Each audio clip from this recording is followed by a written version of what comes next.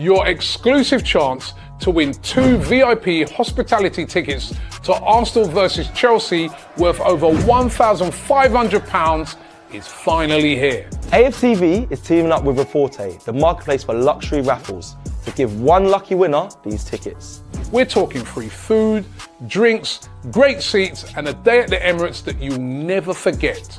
And with only 250 tickets available, your chances of winning are seriously high. Plus, guys, a percentage of every ticket sold goes to a charity to help fight childhood cancer.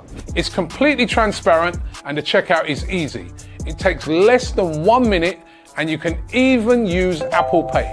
So hit the link in the description or scan the QR code on screen to enter a raffle with Raffle. The competition is UK only and the winner will be announced live on YouTube and Instagram, so grab your tickets right now. Good luck! Yes, do that right now. The competition is open. It's not a competition. It's like a raffle. Get your £10 ticket. You can buy more than one if you want. And you got a chance to win those tickets to go to the Arsenal-Chelsea game. Amazing. They're worth £1,500. You'll be in VIP. So make sure, if you want to, get involved in that right now. Hi, welcome along to AFTV. We are here live tonight. We're going to be live until 9 o'clock tonight as well, right? And discussing various topics around Arsenal, including Arsenal being linked with Joshua Kimmich. Also want to find out from you guys, who else should we be going for in the summer? There's been Kimmich now, Zubimendi. What about the strikers? What about the forward players, right? Want to hear from you guys. If you're missing the FA Cup. I certainly have been today. No FA Cup, out of the FA Cup. Watching some of them games, I'm just like, what a chance it could have been for Arsenal in this FA Cup. I mean, if you look at it, a lot of big guns are out of the FA Cup. Arsenal are out, of course. You've got no Chelsea. You've got no Liverpool. For those teams that are left in it, like Bournemouth, who won today, this is a great opportunity for them to go all the way and win the FA Cup. Because you've got Man United and you've got Man City, but both of them are not really firing at the moment. I mean, let me just check on the City game, actually. It was 1-1 at half-time, and Plymouth actually took the lead in that game. And then City got one back just on half-time. Currently, it's 1-1, right? So still 1-1. Some of the other results today, Crystal Palace beat Millwall 3-1. Preston, 3-0 winners over Burnley. And Bournemouth, they drew with Wolves 1-1, but they won 5-4 on penalties. So those were the results from today. But are you missing the FA Cup like I was today? I was just like, we should have been away to somebody or so. I don't know, man. I'm just like, another trophy missed. But hi, welcome along, everybody. And get involved today. Get involved with your comments. I want to hear from as many of you as possible. Big up to Ryan Arsenal, says, big up everyone. Exactly. Big up to everybody joining in tonight. And it's just great to have you on board. Now we're looking for a striker for free. Then all the other teams also want them. That's true. We're going to be looking for strikers in the summer. So I want to hear from as many of you as possible. We're going to have a lot of guests joining us today as well. Turkish is going to be jumping on very, very soon. So look out for him as well. But the first bit of news I've got to give you is about Joshua Kimmich. Let me just get up the statement that I was seeing today. The rumours sort of hit home yesterday. It comes from Florian Plettenberg, I'm thinking of the referee. Florian Plettenberg, who's a Sky Sports journalist over in Germany. And he said that Arsenal are currently talking to Joshua Kimmich about a possible deal to bring him to the Emirates in the summer. Now, the reason why this is happening is Joshua Kimmich is in the last year of his contract at Bayern. Bayern were hoping to sign him into a long-term deal. They don't want to lose him. But it's starting to look like he could leave at the end of the season. Hasn't signed a new deal yet with Bayern Munich, despite Bayern Munich offering him a lot of money to sign on. They're willing to make him the highest earner at the club, earning nearly £300,000 a week. But he looks like Kimmich at the moment, who's not signed a new deal, may be willing to leave, maybe willing to visit pastures new, and Arsenal very interested in him. Of course, come the end of the season, they're going to lose Thomas Partey and they're going to lose Jorginho as well. So they're looking for a defensive midfielder. We're being told that Zubimendi has been lined up in that position, but they also want a player to come in with a lot of experience, and Joshua Kimmich fits that bill. 30 years old now, but very, very experienced, a real winner, and also have a chance to sign him on a free contract at the end of the season. As I said, it's all a lot of speculation around at the moment, but Florian Plettenberg can be quite reliable, that journalist out of Germany. Joseph B says, Robbie, this Kimmich rumour was released at this exact time last season. It was between the first and second leg of our tie with Bayern. It was BS, and then probably BS now. As I said, it's talks at the moment, so it's not a definite that it's going to happen, but certainly Arsenal can talk to him. Because he does have, only 1 year left on his deal. This one coming from Archibald. He says, Plettenberg is a brown envelope who tries to help the interests of German players and managers, obviously trying to get him a deal. Listen, these things do happen. These things do happen. Put it out there. Talking to such and such a club. Bayern Munich, get anxious. Come in with a bit more money. Decides to stay. It can happen. But it can also happen that the player's like, nah, I'm looking to move. And Arsenal have heard a whisper. And Arsenal are into signing. By the way, also yesterday I was reading news that Arsenal looking to appoint a new sporting director before the end of this month, which of course is the 1st of March today. About time too. I mean, that person should have been in place in January as far as I'm concerned. But Arsenal looking to appoint a new sporting director to replace Edu, who left 4 or 5 months ago, by the end of this month. So we'll have to watch this space on it. And that person is going to have a huge job. A huge job. Number one, restoring the faith of the fans. And number two, to bring in some serious players in the summer transfer window. Nobody wants to finish second again next year. It's first, or, Mikel Arteta is going to be under serious pressure. So this appointment has to be somebody that's very, very good and is able to pull off those big deals. But as I said, wanting to hear from as many of you as possible. This one coming.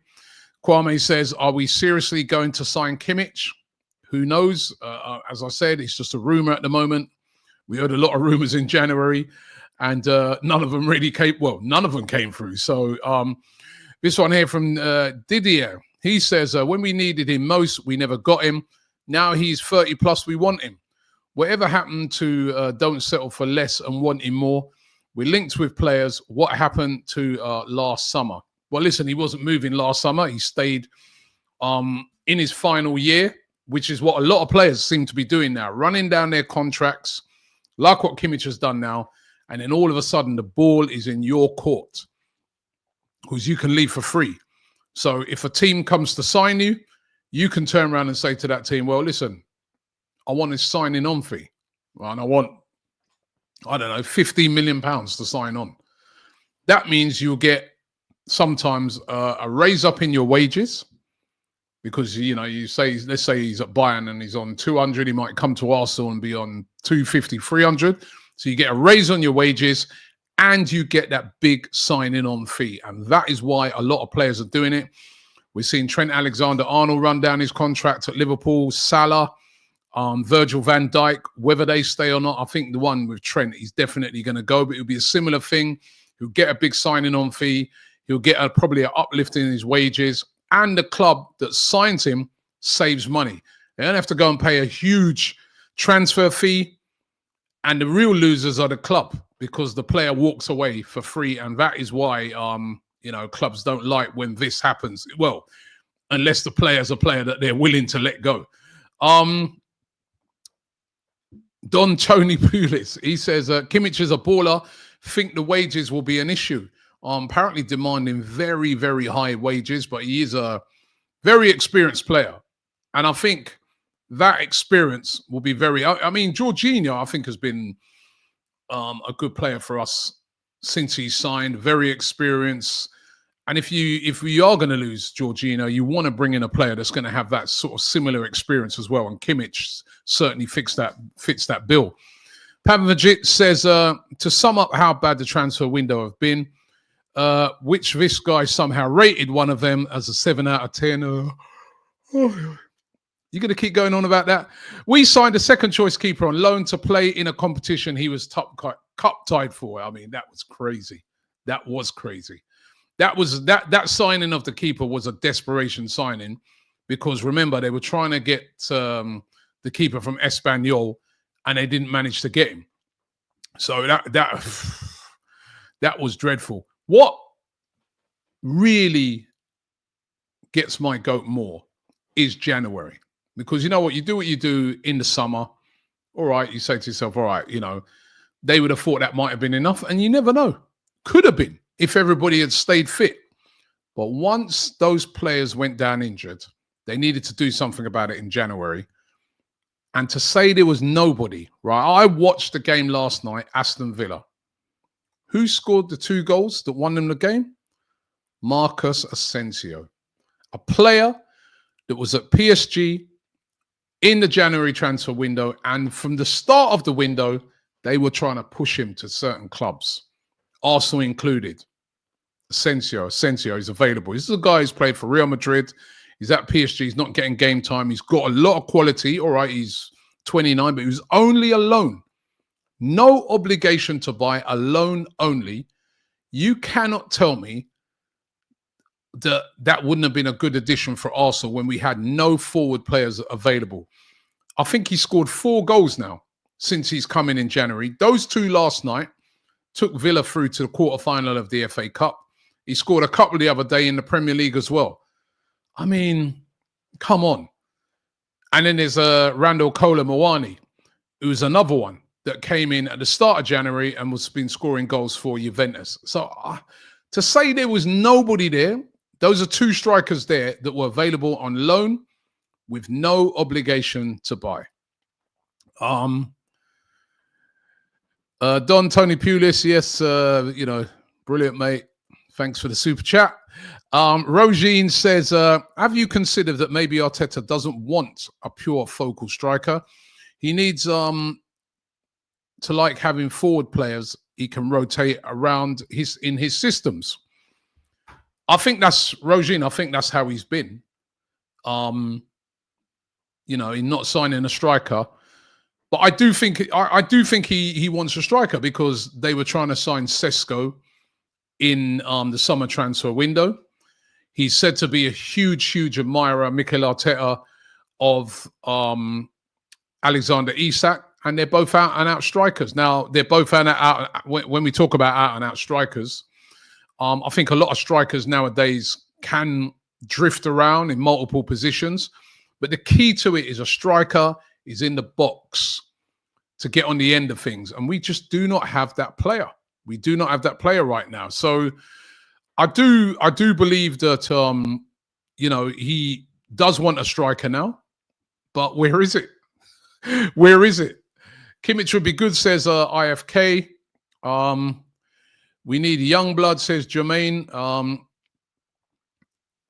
KD says Real Madrid are struggling. Saliba looks like a bigger target now. I saw those rumors today as well, saying that Saliba is a player that is being targeted by Real Madrid. That's on off. A couple of days ago, they were saying that Real Madrid are going to be happy with what they've got.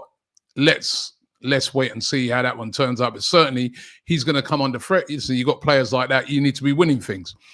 Walker says Osimhen will be immense for Arsenal. Also, Lookman will be good. Lookman looking to leave, and so he had that big bust up with the manager. If we keep our heads down, our current squad should get past PSV. Should. Big game on Tuesday. I'm going to be out there, flying out on Monday. Huge game for Arsenal. That first leg, we've got to try and come away from that without losing the game, because, let's be real. If we're called upon to score lots of goals, who's going to score them?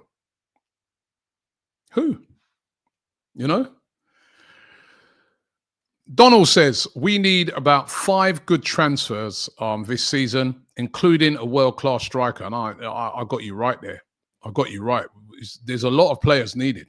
A lot of players needed. There's another one here. Few of you coming in for Osimhen today. Kwame says, Rob, in my opinion, we should have signed Osimhen. Kimmich, wouldn't his age put us off? I think Kimmich is a very fit player. I think Kimmich is a very experienced player. I mean, I'm not against buying older players sometimes when they bring a bit of experience to your team. Your team needs that experience. And sometimes when you've got a player like Kimmich, a person who's a winner, who's been there, done that, sometimes a player like that in your squad for a couple of seasons can be a good thing. Do we look at Liverpool right now? I think one of the absolute key players for them is Virgil van Dijk. He's 33 now. But his experience, the way he is able to talk to the other players, calm them down, guide them through tough games, that goes a really, really long way. And I really do think that somebody like Kimmich would be a good signing. I've even looked at Jorginho and said, his experience has helped the team. You know what I mean? I think it would be, if we did get it done, and that's yet to be seen, I do think that would be a good signing. Sidorf says, Koulibaly has dragged up Juventus to have an outside chance to win the league. That's what a proper signing does. And remember, Koulibaly is only on loan with no obligation to buy. Loan. Could have got him.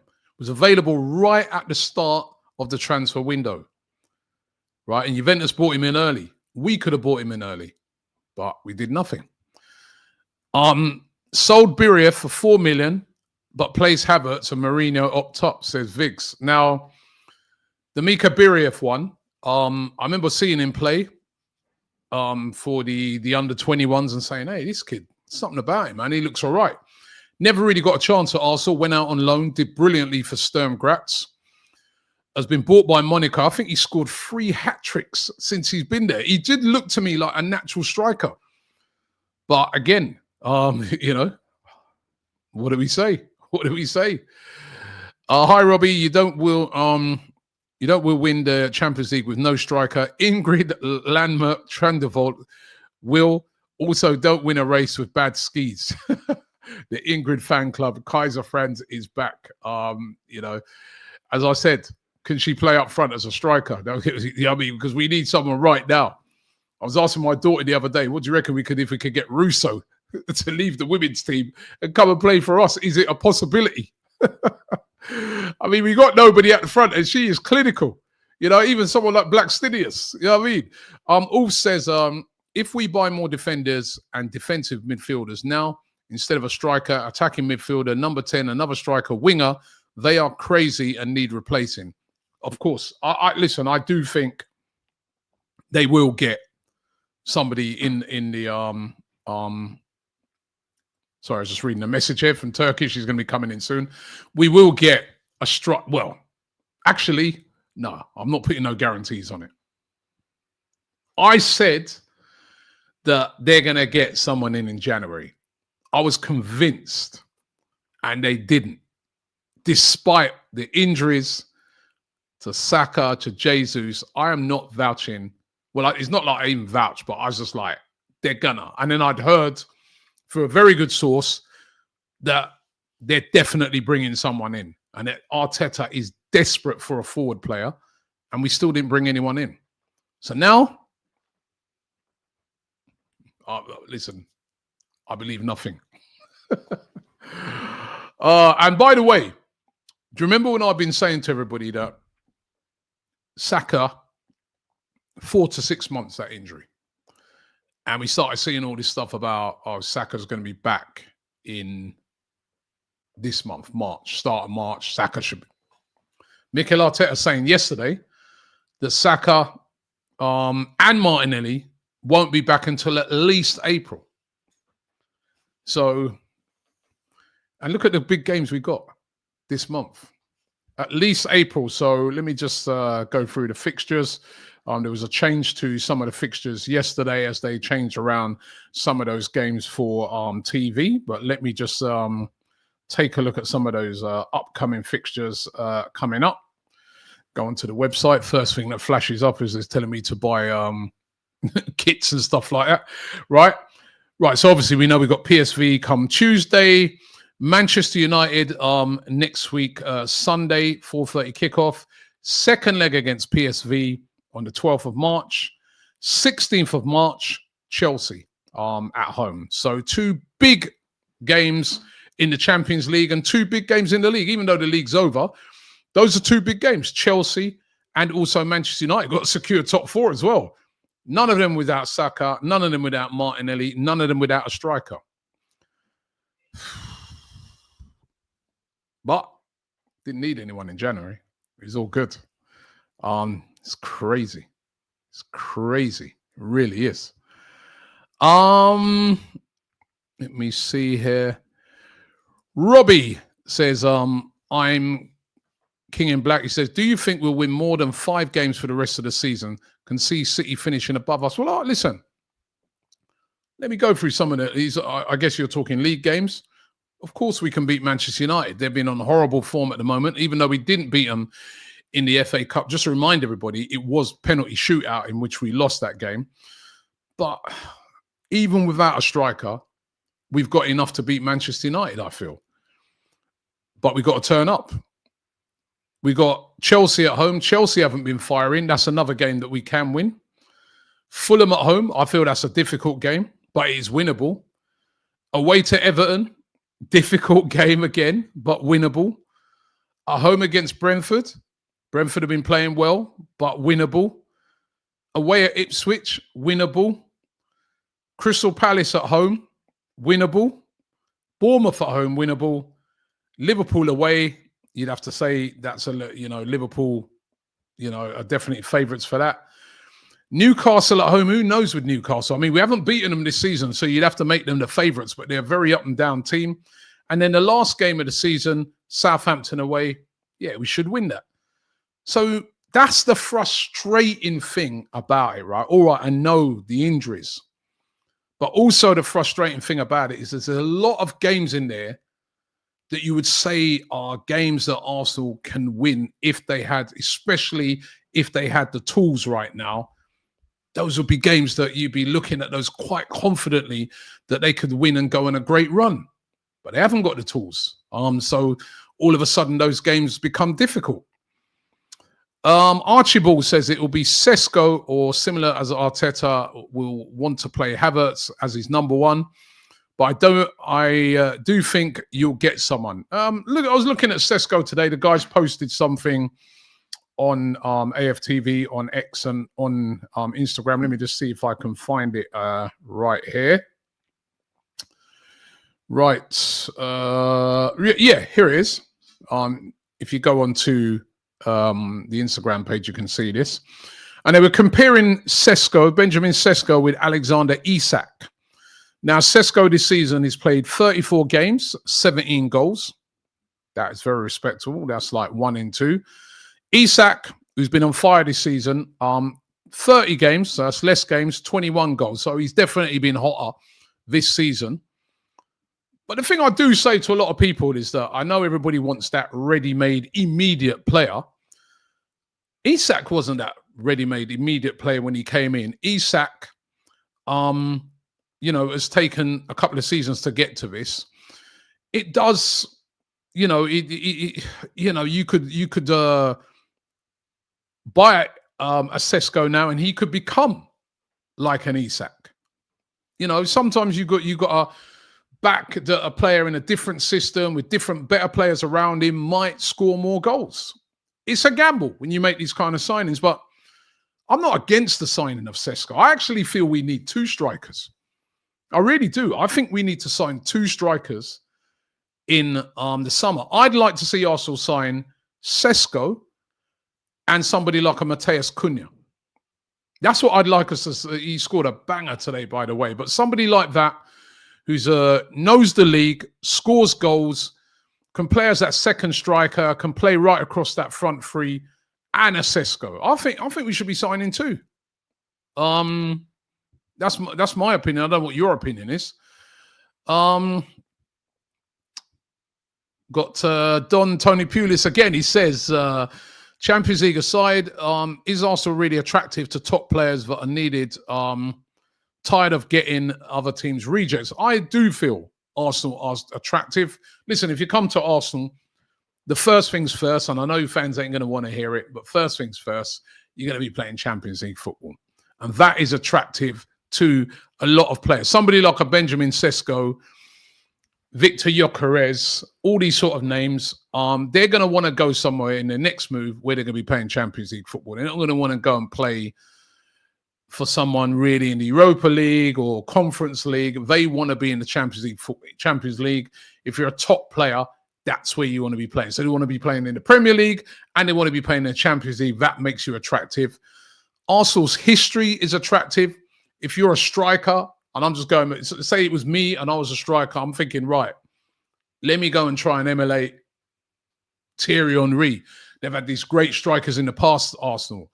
Let me try and see that if I can become the latest great. So I do think Arsenal's attractive. Arsenal's in London. Arsenal's the biggest club in London. Arsenal's got an incredible support, the worldwide fan base.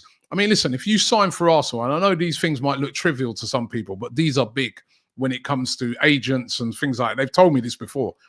You come and sign for Arsenal, your profile as a footballer goes from here, if you're at a club like RB Leipzig, to there, right?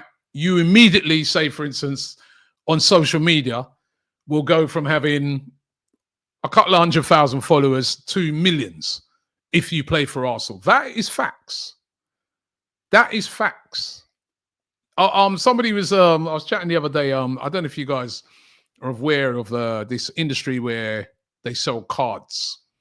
So they unpack these cards and stuff. I don't really know a lot about it, but I'm going to be on this conference coming up called CardCom very soon, where they unpack these cards. And somebody was saying to me that there was a card for Ethan Nwaneri that sold for £20,000. I'm sure of it. Let me just double check that. I'm going to double check it because I couldn't believe it. Let me just get it up here from my friend. Right. All right. Here. Whoops. Here it goes. Just bear with me a second. We're live. We're live. Yeah. Right. So this card thing is crazy.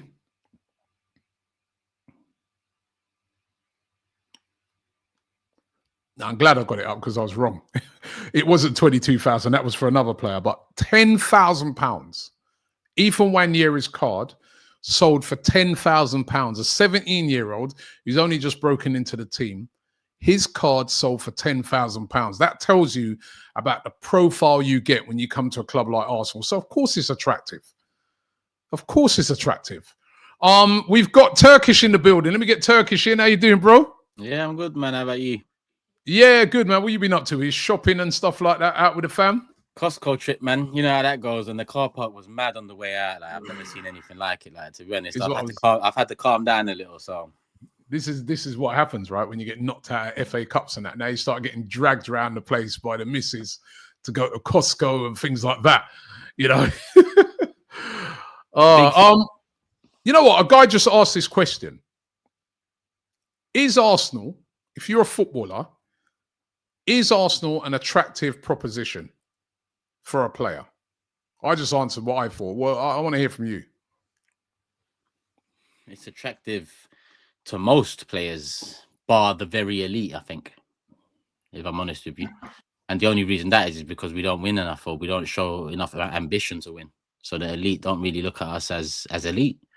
So there's that cap there, and then that's the bracket that, you know, I was hoping Emirates Stadium and, you know, the new income and revenue and era would lead us to. That's what I thought when they said we'll be competing with Bayern and so on.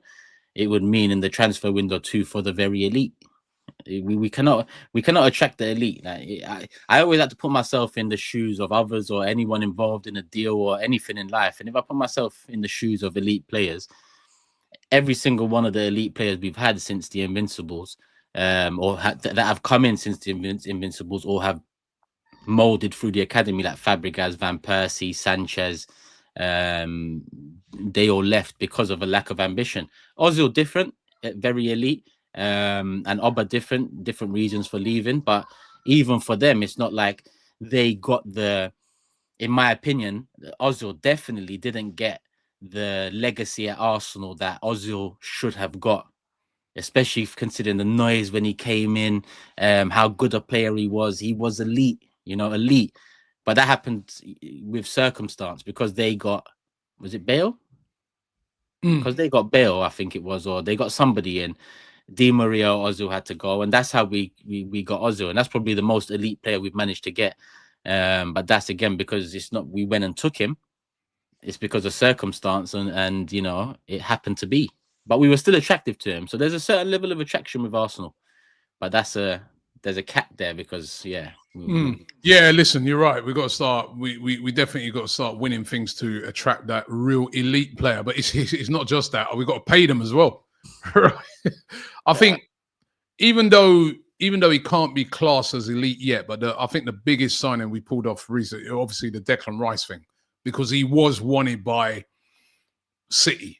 They wanted him. They definitely wanted him. He would have been attractive to it. Bayern wanted him. He was wanted by big clubs. So that was a big one that Arsenal pulled off. They're going to have to do that this summer, Turkish. This summer's critical. Now, what do you make of these links with Joshua Kimmich? Would he be a good signing for you at Arsenal, Joshua Kimmich of Bayern Munich? 100%. That's elite. That's why I'm hesitant to get excited about the thought of it. But I'm gonna make a video about what I think should happen in the summer. And even before I started planning this video on Thursday, the news broke on Friday. I looked at free agents, and Kimmich was one that I said, out of all the free agents, if there's one we can get or go for, it would be him, because he plays exactly the role Arteta needs in terms of a centre mid, right back. He does both at an elite level. He'd be the best passer in the side, guaranteed coming in. He'd be the best passer at Arsenal Football Club. And I think that's a lot of what we lack. He can create from deep. He's got the experience. He's got the what do the youngins say now? Aura. Maybe, and I'm not talking about long hair, Italian tattoo aura. I'm talking about real winner aura. That's the aura we need. Real winner aura, where he comes in and there's respect straight away. I think that's what Kimmich brings. Now, there's an argument he's on the back end of his career, 30 years of age. Yes, risky, but he's coming off a very solid season for Bayern Munich. He's having a very good season for Bayern Munich. So even at this age, he's still producing. The wages would be something, but when you get a player of that ilk for free, do what you need to do. We gave Havertz 275 after paying 65 M's. I've always said that's going to be the measuring stick now for every contract renewal we got coming up with the top players and every top player we bring in. So if Kimmich turned around and said, I want 300k because he's on in and around 280. Probably will. Probably will. Minimum. I wouldn't be surprised if he says 350. He's on 280, so 350. I'm not going to be here like, don't do. This club has kind of fucked the wage structure in a way anyway, with Havertz and Jesus being our two top paid players and being two of the most indispensable, the ones that we can do without, if I'm honest with you. And let's remember, when you get a player in on a free contract, right, you're still saving because you haven't had to pay a transfer fee. Yeah. So remember, like, you can get an elite player, you got to pay I don't know, in the case of Havertz, you paid 60 million and you've got the wages.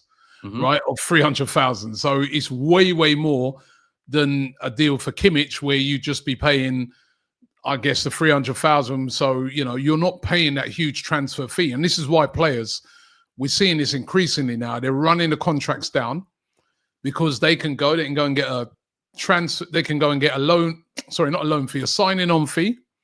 So demand like a 10, 15 million that goes to them and a bit to their agent. Yeah. So they got that in their pocket and the wages, but the club has still saved big money because you haven't had to pay a big transfer fee. Listen, I see some of the comments asking, do you really believe it? I'm going to say no. because we know what the club's on. But that doesn't hide the fact that he's available.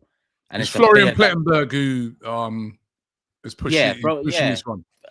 Plettenberg, Mano, Ornstein. I don't care about none of them. You know me, Rob. I don't like no business with none of these, man, if I'm honest with you. But Kimmich, he's available. So the very least you try, right? Because he's a player that can cover the positions we need covering, comes in without a transfer fee, much needed experience at the highest level. And to be honest, when you look at Jorginho and Partey leaving, if we can go in early in the summer and get a Kimmich and Zubimendi, and I'm not saying I believe it, but what I'm saying is, as Arsenal fans now, let's demand that. Let's say, all right, you man fucked about in phase 5, season 5, the one that was meant to be, do what you need to do early now. Because even if we was to get Kimmich and Zubimendi in the first 2 weeks of June, I'm asking what's next, because we've got a lot of work to do. Well, hold that thought, because I'm going to do a couple of super chats, but I want you to hold that because I want you to tell me who you would like to see come in.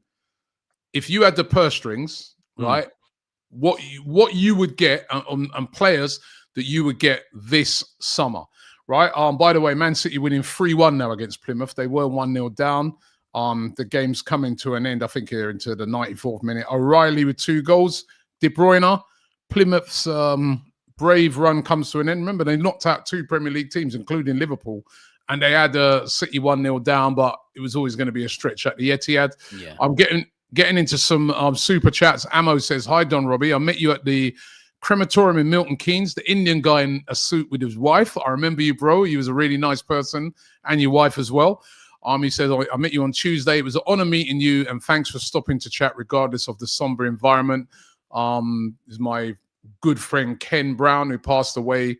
Rest in peace, Ken. But listen, it was my honor to be at that funeral. And Don Tony Pulis says, "Uncle Turkish, strikers aside, Arda Güler would be a class signing. He's starving for minutes. He's not really getting much game time at all, is he? Could be available in the summer. Definitely could be available in the summer. Right, Turkish, give me what you would like to see come in the summer, and try and put as much as you can. Try and put some names to your preferences. Obviously, these are not what we're gonna get, but your preferences." There's 3 players, that I think we need to try go as hard as we can in the window for at least one of them. At least one of them, because they're level raisers, right? And all 3 of them are different positions. I'm not saying get 2 of them. I'm not saying get 3 of them. I'm saying let's try and get one of these 3 names in, because, some might be laughable at this stage, but I'm asking them to try. Let's get to the stage of hearing that we're trying to do these things, because I've never even heard we're trying to do these things, Well, we did, yeah. So the 3 names, the obvious one is Isak. Nah, okay, whatever. I was asked last year, would you pay 150 for him? To be honest with you, people laughed at the time, but when you hear we could have spent another 160 across the summer or January, PSR according to them, who would have turned down 150 for Isak then? Now he's probably as much worth that. If not, it's going to be harder to get him. But Isak's one, try hard. It might not be possible, because his contract has still got 3 years left, I think. So that would be difficult. Florian Wirtz is another one. Yeah, maybe even more laughable, but he's got 2 years left on his contract. I know the elite clubs will probably be in for him. Lots of rumors linking him with a move away. Yeah, and I reckon he'll definitely leave Leverkusen in the summer. Try. Now, of course, if Real come in for him or Bayern Munich, okay, I'll concede, because we always lose out to these teams when we're battling for these players. But Isak, Wirtz, and I haven't heard anything yet. This is more a wish than anything, but it's at that level of player. Rodrigo for me, because I think Rodrigo is an elite winger that is kind of not going under the radar at Real. He gets a lot of credit, but at the same time, he's not one of the main men there. And he's got adequate minutes this season. I thought he'd be effective. Again, that's another player who could be open to a move, because you think of it like, especially with Mbappe here now on fire, you got Vinicius. They'll probably go again in the summer, and then you got young players like Endrick coming through. I mean, he might look on it and say, let's go. I don't know. And I see 2 comments back to back. We ain't getting none of them. You ain't getting shy. Hey, just go for it. Just go. You're saying try, innit? You're saying try. Wake up, yeah, and I want to see us like Arsenal make bid. Arsenal try this. Let me just try before we even know if we can get over the line with it. Like, we've never tried. I want to hear a club like Southampton did to Liverpool say, yo, FA, these men are talking to my player behind the scenes. I want to hear shit like that. I want to see the dark arts off the pitch. I want us to try, right? Now, we might not be able to get any of them. Right now, they're more laughable than achievable because of the way we've moved over the years. But those 3 players, striker, 10, and left wing, because I think Rodrigo's a better left winger. It's just he's been accommodated for with the other player. One of those 3 players, in terms of our attack, the level is raised just with them. But that's not enough. So if we can get one of those players, it's going to cost 100, 120, 30 mil, right? So we can't have 2 of them. So one of those 3 players, please, let's try, yeah, and let's see. Aside from that, okay, so aside from that, I'm looking at Arda Güler is definitely someone I'd be interested in, because I feel like with Arda Güler, you could potentially get a loan with an option or an obligation to buy, which will move that cost over to another summer and the quality he brings. But again, obviously, that's if it was a Wirtz type of guy we was to sign, then Arda Güler wouldn't be needed as much. But if it's an Isak, then you get an Arda Güler in terms of Odegaard's not a 10 for me. I've been saying it for a long time. I think it's more evident now than ever. So I'd move Odegaard to the 8 and get a proper 10 in. That's why I mentioned Wirtz, but Arda Güler is cold as well. So I'd welcome him. I think Lookman's someone to look into in terms of depth. In terms of if we're adding one of those names that I just mentioned that we're all laughing at right now, bringing in Lookman on top of that would be good, because you're thinking two attackers, 1 elite and 1 pretty solid in Lookman coming in. If Isak is 120 million bid, Rob, Newcastle reject. 125 plus 5, Newcastle reject. 130 plus 10 on add-ons, Newcastle reject. I'll accept that. Gyökeres release clause, bang it. So it's not like there's a lack of options here. Do you know what I mean? But if Sesko is the guy, I'm sorry, Sesko is not elite. So you have to couple Sesko with a Rodrigo type or a Wirtz type. So there's a few names that I've already mentioned. Nico Williams is another one. I think 50 million for him. When you consider the potential, that'd be good business. But okay, if we're talking ideal here, Isak, that would be 120, 130. Isak, Williams, Arda Güler, Zubimendi and Kimmich. And I think we need another striker, and I'm going to just throw Jonathan David into the mix because he's a free agent. He gets double-digit goals year in, year out. It's only League A, I know. He's on 40K a week over there. So as a backup striker, I feel like we need to. I think I'd throw him in the mix as well. And I think all of that, because you consider he's free, Kimmich is free, Williams got a 50 mil release clause, Arda Güler maybe an option, a loan with an option to buy. You're not spending as much as it sounds you're spending with the names that I'm mentioning. So there's business to be done this summer. How soon? Because I'm talking unprecedented. People are laughing. I'm laughing too, people, yeah? But they're selling to us unprecedented summer. Isak, Rodrigo, or Wirtz. One of those names, we're starting to talk unprecedented for Arsenal, right? So please, I'm working along those guidelines. I'm not going to turn around and say Sesko, Lookman, Zubimendi is enough. Because a lot of people will probably turn around, come the end of the window. That's not enough. It's not enough. It's not. I mean, I like what you've gone for. Me as well. It'd be try for Isak. If he's not available, he's not available. But you try. You try to get Isak because he's ready. He's Premier League ready. And I think he'd be better at a team like Arsenal as well, because I think we create more for him. Yeah. So try for somebody like an Isak. But if you don't get an Isak, I'm not against Sesko, to be honest. But I'm with you on this. Sesko, if you bring in a Sesko, you also then you need another striker. I'd like to see someone like, say they got a Sesko and a Mateus Cunha. I'd be happy with that, because I think we need another player who can play across that front three who scores goals. So I'd be up for Mateus Cunha. I've got Cunha on and the list. Sorry? I've got Cunha like on a list of players as well. Yeah, and I think that's doable because I think, then, all right, you look to then let go one of either Martinelli or Trossard. So you let one of those go. I'd sell Martinelli. You let one of those go. You let one of those go, right? So I bring in someone like a Mateus Cunha. I definitely think someone like a Nico Williams would be good. Mm-hmm.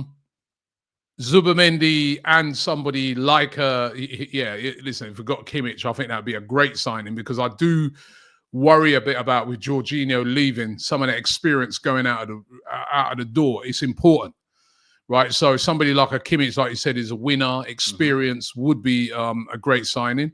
And remember, people, we're not saying these are coming yet. Before I know we're dreaming in it. Don't worry about that. But we're just saying, what we'd love to see, right? That Jonathan David one you said, I like that. I like that because, like you said, he'd be available on a free. He'd be like, he would be like a Trossard, wouldn't he? You know what I mean? And he's got a great goal scoring record. Yeah. He's still quite young as well. He's not like you're not talking about an old player. And like you said, you probably have to give him like a little signing on fee and his wages ain't going to be mega. So that is definitely, I guess the only thing with a player like that, he might want to start all the time. But if it's a club like Arsenal, would he come and, but definitely that's a definite option. I do feel we probably need a centre-back as well because I think Kivior will go. So I think you're going to need another centre-back in there, possibly as a cover. Or I do look on it and think, do you need do we need another left-back? Or is that now just like the two of Calafiori and Lewis Skelly? Would you go for like someone like as we mentioned, the players like Ain't Nori and these sort of, I like that kid who's at Bournemouth, who are real specialists in those areas. Because I want us to go with a big squad. This can't happen again where we are completely derailed by injuries. And we know that Jesus is out for the season. And he won't be returning until late into next season. And then we're going to have two players in Havertz and in Saka who are coming back off of the back of bad injuries, so you can't overplay them. Squad has to be big. Yep. Squad has to be big. Arda Güler, I like. I like that. I like the suggestion of that. That would be a good signing. But I'm with you on this. In the summer, it's got to be big. Yeah. It's got to be big. If it's not big, then it's even more damning what happened in January. Whatever happened in January is damning anyway, even if they do go big. But if after all that, they don't go big, I mean, I'm going to be like, what? Nah. If they leave us the same way they left us going into this season, then Arteta should walk if he disagrees with it. That's my opinion of it. If he disagrees with it, walk, because there's no excuses next season. There's no protection from nothing next season. That's it. That's it. Yeah. So if he doesn't agree with what happens this summer, going into game week 1, then leave. Okay, we've got some super chats here. He-Man says, you guys follow Arsenal on all levels. Why did we sell Biriev in January? He scored 10 goals in 7 games, 3 hat-tricks. Am I missing something? He was also brilliant at Sturm Graz.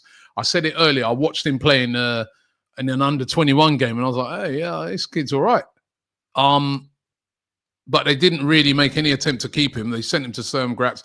Then they made he was on loan at Sturm Graz, if I'm right. Then they made it permanent, but then they inserted like a big sell-on clause. And then when he went to Monaco, they got this, they got money for that. But he is playing really, really well. It's one of those, isn't it? Sometimes, I mean, because listen, remember, we sold another player to Monaco in Balogun, who's not done very well, you know what I mean? And I've not heard anybody talking about him. And why did we, so it happens. But yeah, Biriev is he's doing really, really well at Monaco. He started brilliantly. And as I said, even his previous move to Sturm Graz. He was firing there. Flight Mode 101 says, out of the current injured players, it's only Saka I want to see in our first team on the opening day of next season. Don't let injuries distract from the tactical issues we've faced all season. Yeah. I do think we need to change up how we're playing, you know. Yeah, that's why I want to see something different in the last 10 games. There's no our midfield and defense is there. So do something different. For God's sake, like what we're seeing right now, we know everything's done. Like the Champions League is inevitable. We're still in it. Cool. Let's believe, right? The Premier League's done. Yeah. So as long as to be honest, going out the way we're going out, it could lead to a top 4 race. It might not, but it'll be going out sad regardless, because I need to see something different. You've got the whole defense there, keepers there, midfields there. It's the attack that has been ripped to shreds. At least have the attack come in to something different behind them, because it wasn't working before Saka got injured. Saka was the saving grace for the first half of the season. Look at his numbers. His numbers don't lie. We're watching Salah now going on to break Henry's record with the 20 assist thing. Saka was also at 10 assists early on. Yeah, he was firing, and he's been a huge miss. Of course, but as much as Salah's been doing what he's doing over there, one of the greatest seasons of all time, if not the, Gakpo's done his thing as well. Diaz had a patch here and there this season. A patchy player, but he's had a patch. Nunes has come off the bench and won them a game, 2 goals against the team, I think. Against Brentford. Yeah, Brentford. Jota's done his thing here and there. Injured, he's probably the one that they didn't get as much from as they would have hoped. We have Saka, and that was it. Yeah, that was it. Anajit says, get both Sesko and Gyökeres and Wirtz, Arda and Gittins. Gittins is the kid who plays. He's English actually. He plays for Borussia Dortmund. There's been a lot of talk about him, but it'd be big money. If he leaves. Patrick says, how does this sound? Left wing Lookman, 50 million. Striker Gyökeres, 60 million. Attack Semenyo. I like him, Semenyo, 40 million. Cam, Alex Baena, 40 million. CM, Zubimendi, 60 million. I don't even think Zubimendi will be that much. Left back Hato, 30 million. And goalkeeper Garcia, 20 million. What's that all add up to? That's 100, 200. It's about 280. Yeah, 300, I think. Yeah, 300, yeah. Yeah. I mean, it definitely improves us. It definitely makes us stronger. Would I take it? Yeah, but like I said, if some of these names like Isak, if Isak moves and we're not interested or don't go for it, I'll be vexed, regardless of this window here. If Rodrigo moves, Wirtz moves, and we're not interested or go for it, I'll be vexed. If none of them move, if there's no elite players moving in the positions we need and we don't entertain it, then I'd say this window. It's all round. What Patrick suggested there, would that be enough to win us a league? Because that's all I'm interested in now. It has to be, like you said, that moves the needle to make us win a league. Because remember, other teams are going to go strong as, make signings as well. Yeah. Is that enough on top of what we've got to win the Premier League? I would. I'm not sure. I would change Semenyo. Semenyo's both footed though, but I like Semenyo. I would probably add in. I'll take out Semenyo and put in Williams, because I feel like I'm not sure about Lookman first team. But whereas I'm not sure about Williams either, but I'm more intrigued by him. Whereas Williams, I like Williams. I like his pace though. Yeah, I like the his pace. I think the left wing needs more. I think our right wing now, Saka and Ranieri, were good there, right? I think our left wing needs. I would sell Martinelli, and I'd change Semenyo there for Williams, and I'd probably say, okay, but then you go with a front three of Williams, Gyökeres, and Saka, and then maybe number 10 is Ranieri with Odegaard 8. Then you have some options. Then Lookman's on the bench coming in. Potentially, so you've got some good options then. Okay, there's another one from Pavanjit. He says last season we scored 0 goals in 5 league games. No goal versus Liverpool in the FA Cup. At Bayern, it cost us in both cups. We react by weakening our attack personnel in the summer while still playing the same way. Make it make sense. Yeah, I hear that, but you could also argue, Pavanjit, that it's hard to tell because with the amount of injuries. So it would have been a better way to measure it if all those players weren't injured. Certainly, though, the style of play has to be called into question. Has to be called into question. You might be talking about Nelson there, but for me, Nelson and Eddie. They're not going to score you the goals either, though, are they? No, but for me, Smith Rowe and Vieira are probably the most, like, when you look at our midfield, which is at full in terms of strength right now, we've got every player available, and Zinchenko's coming on for us in midfield. We're not creating nothing, and the best person we've got to come on is Zinchenko twice. So I can't lie, Smith Rowe and Vieira. Forget the injuries up front. You're right. That has masked. I'm just trying to see how many goals Smith Rowe scored this season. Not a lot. Not a lot. 5 goals. Yeah, not a lot. 5 goals and 2 assists. It's not bad. It's not brilliant. He hasn't smashed it, but it's not bad.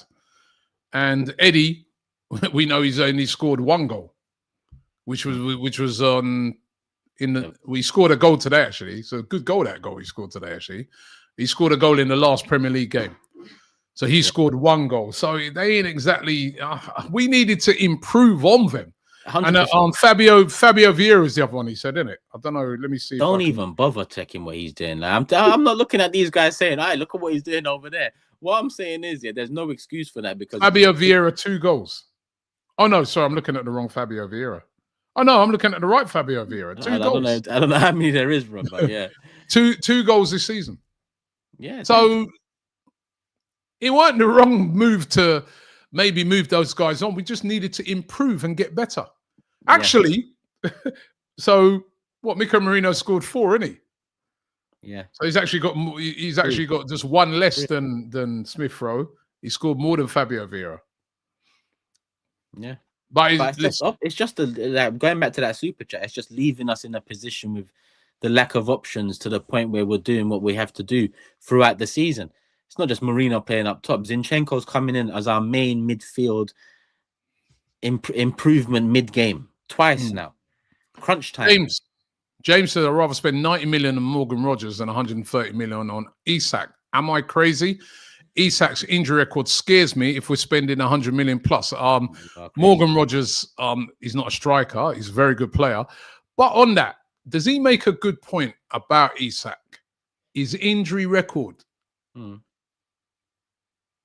Is that a good point? Records are our records. Like Partey's injury record before coming to us was immaculate.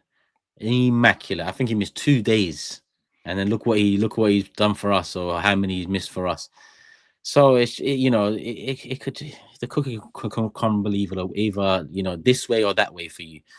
And you can't just base it off of that risk factor. For me, saying 90 for Rodgers over Isak 130, that's mad, because Isak can be the decider between a title and finishing second again. Whereas Rodgers, good player, quality, but I think he's not a level. He definitely raises the level for us. But in terms of bridging that gap from where we are to being elite, I don't think Rodgers bridges that gap. He improves the midfield choices, or the attacking midfield choices, but whereas Isak comes in and you feel like that gap has been bridged. Richard said the club doesn't just need to please the fans with elite signings; they have to turn their heads to keep our main players. And that's a very good point. Saka, Saliba, Gabriel. That's true. These guys are going to be looking at it in the summer as well.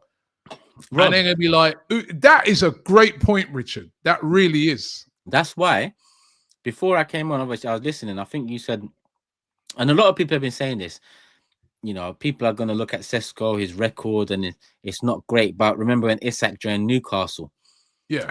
My point with Isak, Rodrigo, Wirtz is ready now. Star quality now, not maybe in 2 years. Because if I was to ask you, Rob, do you think Saliba's ready to be part of a team that wins major honours? The answer would be yes.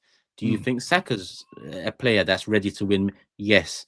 Do you think Gabriel or Rice or whoever, a few players we're talking about that could potentially look at this situation and it turn their heads in the next couple of years? Because Saka, Gabriel and Saliba, they got 2 years to go this summer, That's not a good place to be. Our centre backs and Saka, No. but if you sign a star player, those players will look at it. Imagine those players look and Kimmich and Wirtz come in, or Kimmich and Isak come in, or Rodrigo and Kimmich come. Like they'd be like, "Yo, I feel like we're ready now." We would as fans feel like that, and they as players would. But if Saka sees Sesko coming in, or Saliba sees Sesko,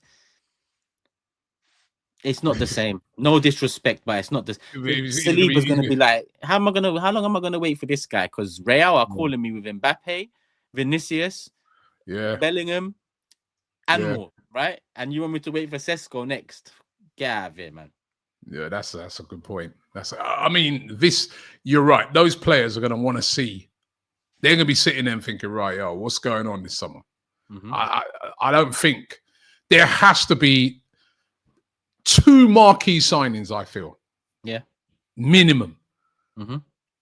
To satisfy those players and to satisfy the fans. And I just don't think they're going to get away if they think that they just could be able to get Sesko and another up-and-coming here and an up-and-coming. And it's not to say that these players can't turn into being great players, but there's going to be a serious impatience next year. I think they're going to get away with it this season because of the injuries. Even though we all know they should have done something in January. But by the time we get to the end of the season, if they get into the top 4 and maybe they finish off the season half decently, people are going to be like, all right, what are we doing in January? Yeah, there was a lot of, you sort of think back and you say, all right, well, I've got to give it a lot. I heard Mikel Arteta the other day talking about the amount of injuries and stuff like that, right? But if that summer, there's going to be no patience on, you can't just come in and bring it. What was that famous saying? What was the Tottenham guy that time said? Alan Sugar, Carlos Kickerball. You can't bring in any Carlos Kickerballs this summer. Those have got to be some proper. There needs to be a couple of marquee signings. And I'll tell you the other thing as well. Arsenal can't be going there and missing out on this player and missing out on that player as well. And that's going to get everyone riled up as well. Nope. And the other thing is, I don't know if you saw this yesterday, that I think it was David Ornstein, he was saying that they're looking to bring in a sporting director by the end of March. Now, why is that taking so long? Why weren't that in place in January, before January? Because this is all smokescreen stuff for me. A lot of people are going to put everything this summer on this new sporting director. It's not all on him. It's the owners and the people there now and Arteta. They're going to be the ones responsible. Like I said, if Arteta's not happy this summer, then leave, because you built somewhat of a reputation up after a couple of title challenging seasons and turning around the mood, in a great club like Arsenal, right? But this season hasn't done his reputation any good, right? So if you're unhappy, like people are assuming you're unhappy, again, going into next season, leave, right? Yeah. But William Saliba says, keep Robbie. He's asking me, keep Arteta or lose Saliba. Gosh. Keep Arteta or lose Saliba? I don't want to lose Saliba, No, you keep her. You can't lose her. Why? Mikel, man. Listen, only saving grace. I mean, listen, I don't know. Contracts might just be signed all of a sudden in the summer, and I look foolish, but I'd be very surprised if Saliba or Gabriel, either of them, have signed a contract renewal going into next season. I'd be very, very surprised. If Saliba doesn't sign a contract renewal, would you keep him? Yeah. Or would you sell him? Would you say... I'll keep him. Okay, interesting. Tony Pulis says, Uncle Turkish, how vexed would you be if our first signing is a defender with no signs of a striker? Listen, that's something that could happen. I could see. He's saying it like it's outrageous, bro. There's a part of me that's outrageous. I'm expecting something like that. Slot didn't sign any marquee players and still won, says He's got AMSN. But he's already got them. He's got Salah. He's got Van Dijk. He's got Trent Alexander-Arnold. He's already got these marquee. Salah's one of the, somebody said to me, and we're going to bring in, we've got a couple of people we're bringing in. Somebody said to me, Turkish, right, which I kind of forgot about. He said, Liverpool last year were challenging for the league, as we know, and they fell off when Salah got injured after the African Cup of Nations. He's a top player. You know what I mean? And he has been for years and years and years. We've got Cecil in the building. Let's bring Cecil in.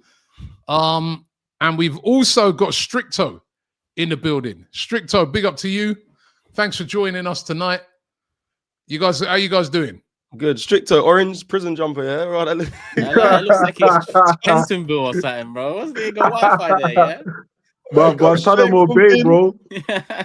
Guantanamo Bay. That's what we've been. Guantanamo Bay is where we all been this weekend, man, because we had no FA Cup games, you know what I mean? So yeah, a bit of a Guantanamo Bay thing. Joshua Kimmich.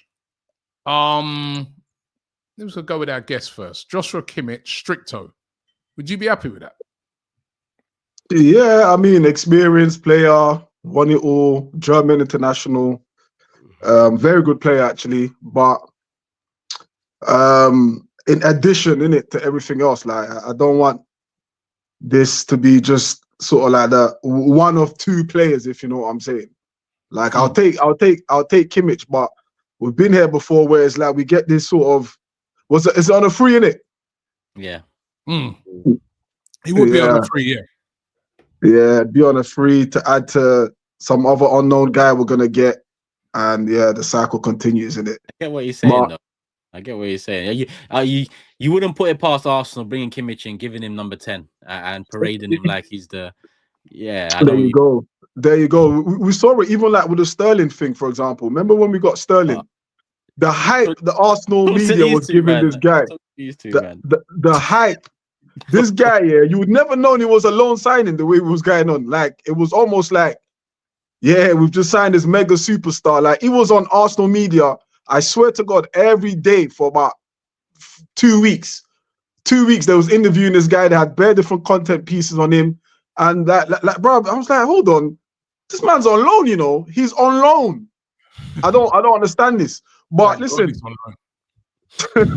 thank God, but he shouldn't have been in the door in the first place. But anyway, listen, at the end of the day, I just feel like Kimmich, if Kimmich comes, it's going to be a big name that we're just going to highlight to see, to show how good we're doing in the transfer window, and nothing else or nothing significant is going to come in after that. That's how I feel. I've been there before, man. I've been there before. That's what it feels like. What about that guy that made me laugh at Super Chat? It says Kimmich ain't that some Korean food. That's probably what we'll get. Kimchi, isn't it? That's probably what we'll get. That's what we'll get. That's good. Sponsor. Cecil. Yes. Joshua Kimmich. I think, listen, you guys have broke it down quite well throughout this live I was watching earlier. I think the obvious thing, for me, I'll start by saying I don't think it's going to happen because the club just wouldn't go for him as a top player, German international captain as well, new captain of Germany as well, so a leader, which was what Arteta loves to see in that midfield. But again, we didn't sign Ollie Watkins. We're here because of sell-on value and age and all that. Obviously, he's 30. Our midfields right now, I think Partey's like... Yeah, but there's a difference there, though, because they wanted like a big transfer fee. This Kimmich should be free. Oh, don't worry. I've looked at that. If he's on 300 grand a week, I did the maths. I was thought, why not? If I come on here on a 4-year contract, I think it's like that's free for So over a year it's 3,600,000. Over a 4-year contract is 14,400,000. So yeah, the club's saving money instead of paying. Instead of paying it, that's if you look at that, that's a cheap signing for a player of his quality. Overall, I know that's just wages alone. So obviously, without a buy-on fee, it's good business. But depends if the club are gonna. Well, they won't do it. I think a lot of that is PR, but because it was linked to Zubimendi as well. I don't know what's happening with that if we're linked with Kimmich. But Kimmich is a good player, quality player. Centre defensive mid, also plays that right back role, which Arteta loves. Partey thrown him in there, he kind of models that profile. But I just don't see the club doing it as much as he hasn't signed a new contract, Kimmich, and the club are happy for him to leave. Yeah, the talk is that Arsenal are in talks with him. They're not. Listen, they're not the only club that's going to be in talks with him, but Arsenal are in talks with him, and interested in getting that done as a deal, as well as Zubimendi. That they want Zubimendi. Obviously, Zubimendi, there will be a transfer fee, but that's the attraction of somebody like Kimmich, like you just said. You know what I mean? Even when you when you look on it and you think to yourself, well, wow, big wages. He might be on 300 grand a week, but you haven't got that big fee that you're going to have to pay Bayern Munich. They probably pay him a signing on fee as well, which could be like 10, 15 million pounds. He's still making a huge saving for a player of that quality. And we know that Arsenal like to make huge savings. Yeah, of course, 14,400,000 over 4 years is a steal. You added 10 million on that. 24.5 million for a player of his standard would be unreal. But again, we get him on a free, pay the wages 300k. Turks mentioned earlier, the wage structure, whether people care about all of that. The other players coming in are going to start. I'd be vexed if I was like in Saka's sort of shoes, looking at Havertz on the money he's on. I'd be saying, yo, make sure it goes higher than that. It'll break the wage structure. I looked at like Liverpool's wage structure is really good. I looked at Spurs don't really win much at all, but apart from Werner, their wage structure is really good. Whether you're a fan that cares about that, I think it's something you have to consider in some instances. That could be an issue going forward. But my main concern is, okay, cool. You get Kimmich and you get Zubimendi, but I want to know, what striker do we get then? Or do you like, what does that mean? How much money? What striker would you want? Oh, great question. I mean, I've been asking Turkish this same question for you, Stricto. Give us a couple of forward players that you would like to see come into the club, because that's what we've been saying today. It's all great, Kimmich. Yeah, we take that. That'd be great, but that ain't enough, right? You cannot overlook that striker position. So, striker, forward players, who would you like? Let me ask you lot this year. What do you lot think of João Pedro? That was my first name, but they're gonna say he's like Jesus. He's not an upgrade. But you see me, Robbie will tell you, I've been screaming his name from way back. Even Jesus. Pause. Yeah, go on. Jesus part 2. See, Stricto, we have these arguments in the office all the time. João Pedro, I like. He's got aggression. Listen, I would take him. Yeah, I would take him as well. Brazilian. I do get the Jesus comparisons, but let's be honest. This guy scores goals. He's Jesus, but scores goals. I think that's the main difference. You know, like. If you check his I don't know if he's hit more than 7 goals in the Premier League this season. What about in all competitions? And I'm sure quite a few of those have been penalties. Havertz ain't got more than him. Not in the league. In all competitions, yeah. Havertz has 6 goals, or he has joint 7. I'm sure in the league right now. Oh, right, sorry. You guys, Robbie, let me check the stats. Robbie, I'm wrong. Martinelli. Sorry, I was looking at. We was talking about Martinelli. Havertz got more goals than him this season in the league. All right, I'm getting the stats here for in the league. Keep talking. Sorry, yeah. Sorry, my math. I looked at 300,000. This is for Kimmich. 300,000 over 12 months equals 3,600,000, right? Times hold on, 4. Brother, you times it by 52 weeks. It's 15 you're giving him 300 a month. Oh, thank you, Turkish. You're giving him 200 a month, bro. I was gonna tell you earlier, but I thought let me go with it, man. By the way, yeah. So, but just going back to that, João Pedro, 7 goals in the Premier League this season.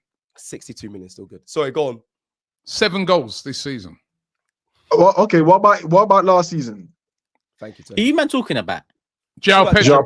I stopped this, man. You see YouTube, but I'm talking about Isak, Rodrigo, and you man come on and do Pedro. We want Isak. Time done, bro, because I think this is a different conversation. Turkish, bro. João Pedro, bro. This is realist. This is realist because thank you.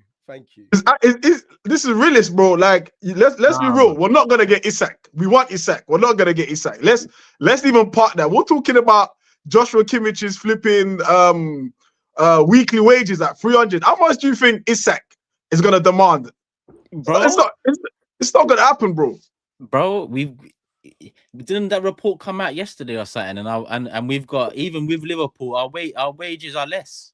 So we've got a gap that we can, yes, some of that's gonna go. Wait, one sec. I'm literally getting a video prepared. This season, right? End of the season, yeah. We are saving a total. We're not saving, but we're getting 730 grand back in wages because Thomas Partey's on 200, Zinchenko's on 150, expected to sell. Jorginho's on 110, Tierney's on 110, Sterling's on 160. That whole shit about 100k, we're paying 50% of it. The more I delve into it, we're paying him 160 a week. That's 730k. That's 730k coming off the books. Before taking into account our wage thing is in a good position overall anyway. So I'm sorry, we need to go for stars now. And no, but if we go for stars, all the figures you've just said there, yeah, are the figures of the players, the current wages of players that are there now. Once those guys go, we're gonna get new people in, so it's either gonna balance or likely rise a little bit, because it's not gonna just be we're gonna be 5-6 players down just to bring in one player. You're right. Turkish, how much do you trust the current board, which is pretty much non-existent, obviously Eddie's and Gardening, to get rid of the players? We struggle every window to get rid of players for money, and you expect us to get rid of these players, get money into them, buy these big I haven't said no, that's just wages off the books, bro. I haven't said wages. No income from transfer. Those are players that are going to go anywhere. They're natural players that are going to go. 730k. Yeah, we're already $1 million behind in wages. I think it was. I think the report said we're $1 million behind in wages to Liverpool. Yeah. So this 730k a week on top of that we're going to save. Come on, we've got a lot to work with here. Bear in mind, Saliba's on 190, so I'd be offering 300k. That's 110 on top. Saka's on 195. I'd be offering him 300. That's another 110 on top. Gabriel's on 100k, right? So let's forget Saka and what he thinks about Havertz's wage. Gabriel's on 100k. Tierney's on more. Sterling's on more. He's going to want about 250. So I know some of that needs to go to contract renewals, and that's very important. Jump. That's very important. Do players go from we got movement to make. Like, wait, just quick. Do players do? I haven't listened. When it goes into looking at contract jumps, they go from like 100, 150 to 300. Even like if you're good enough, yeah. If you're good, a player like Saliba, most certainly, because there'll be other teams out there offering him that. You know what? Right? Let me do a few super chats, and I want you two to make the case for João Pedro, because I'm sorry, I'm not having. He's a good player. But they ain't moving no. I'd rather have Sesko than him, right? So let's you two make the case for him. You're both big fans of him. Make the case for him after this. We do a couple of super chats here. Amzin says 800 million, no marquee players in 5 years. That's on Arteta.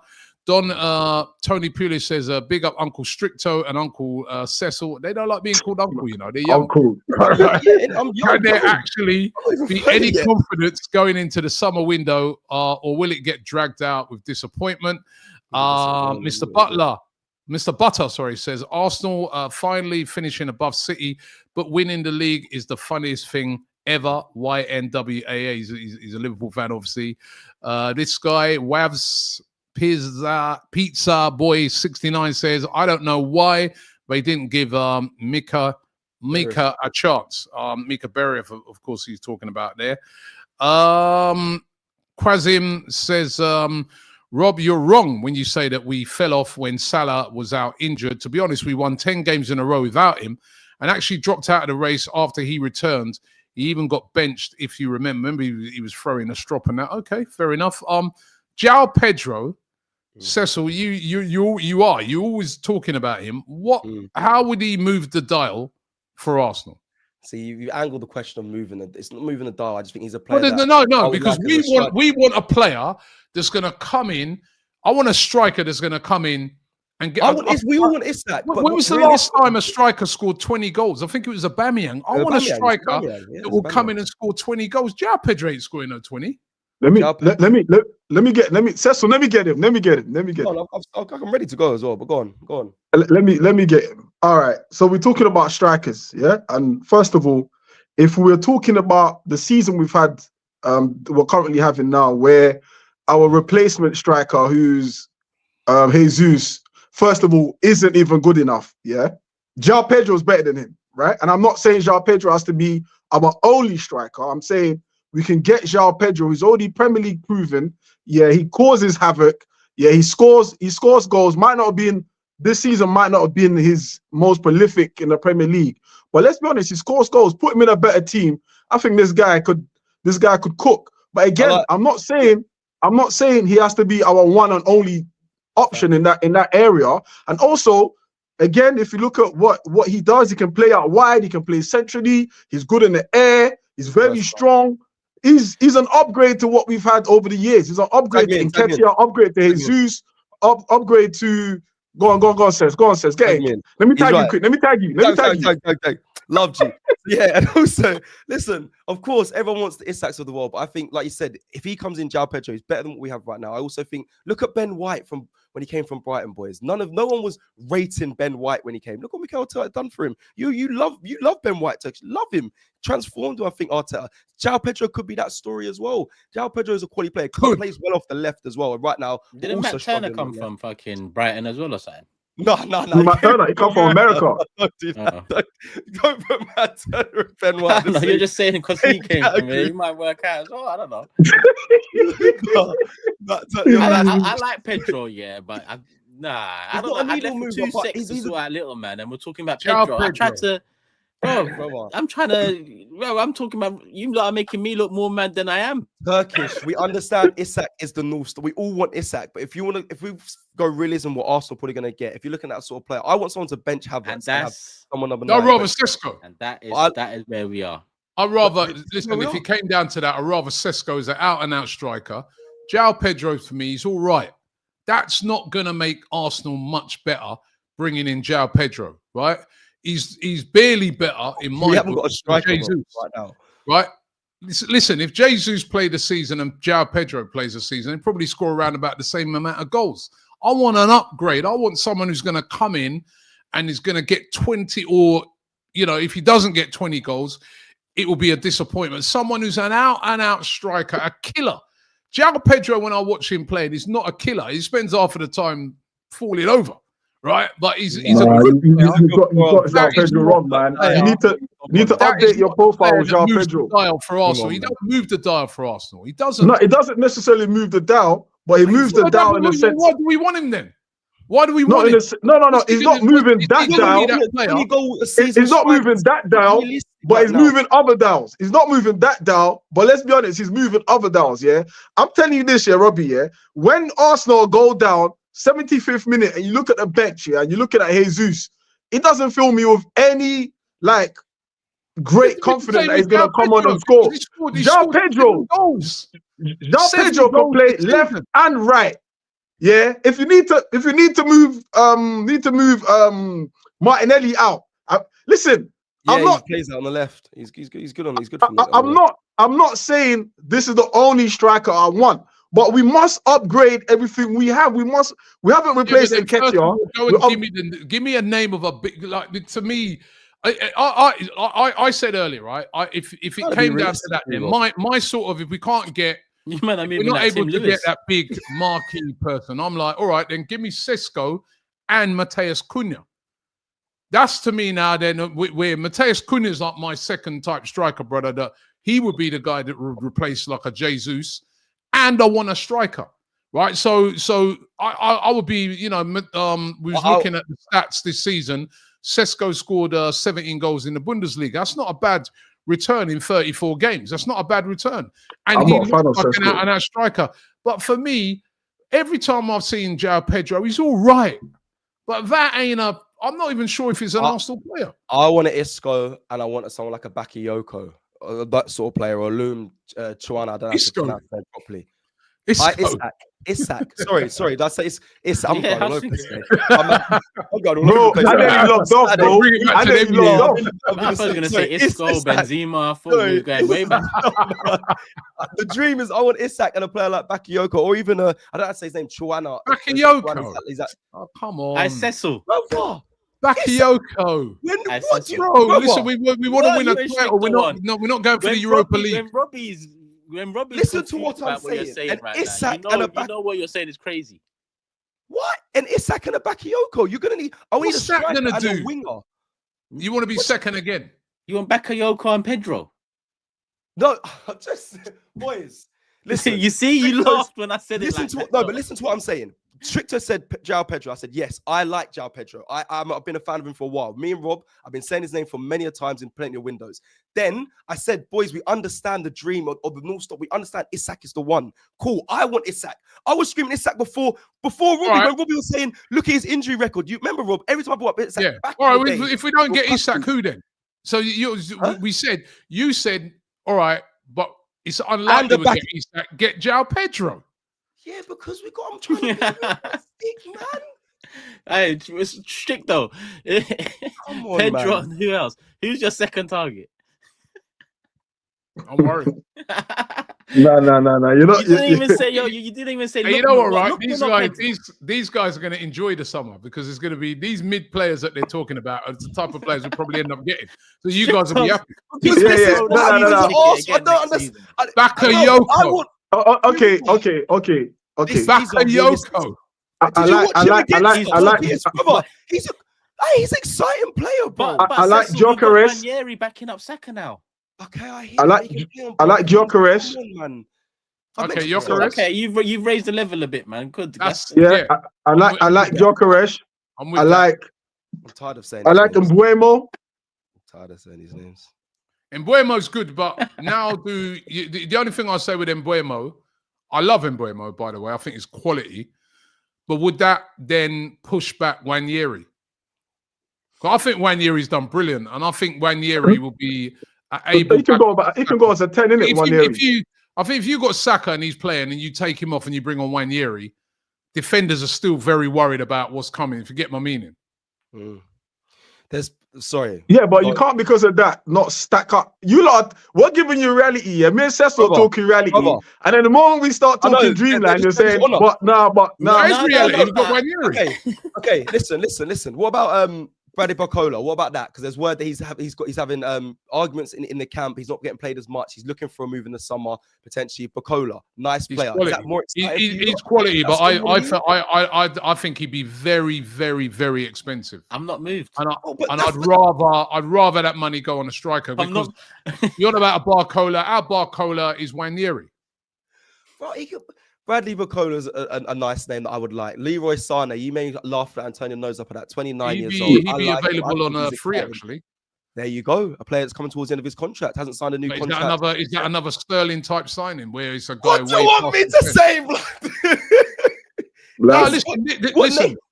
In January, I'd take Sane. In the summer, now when everyone's available, nah.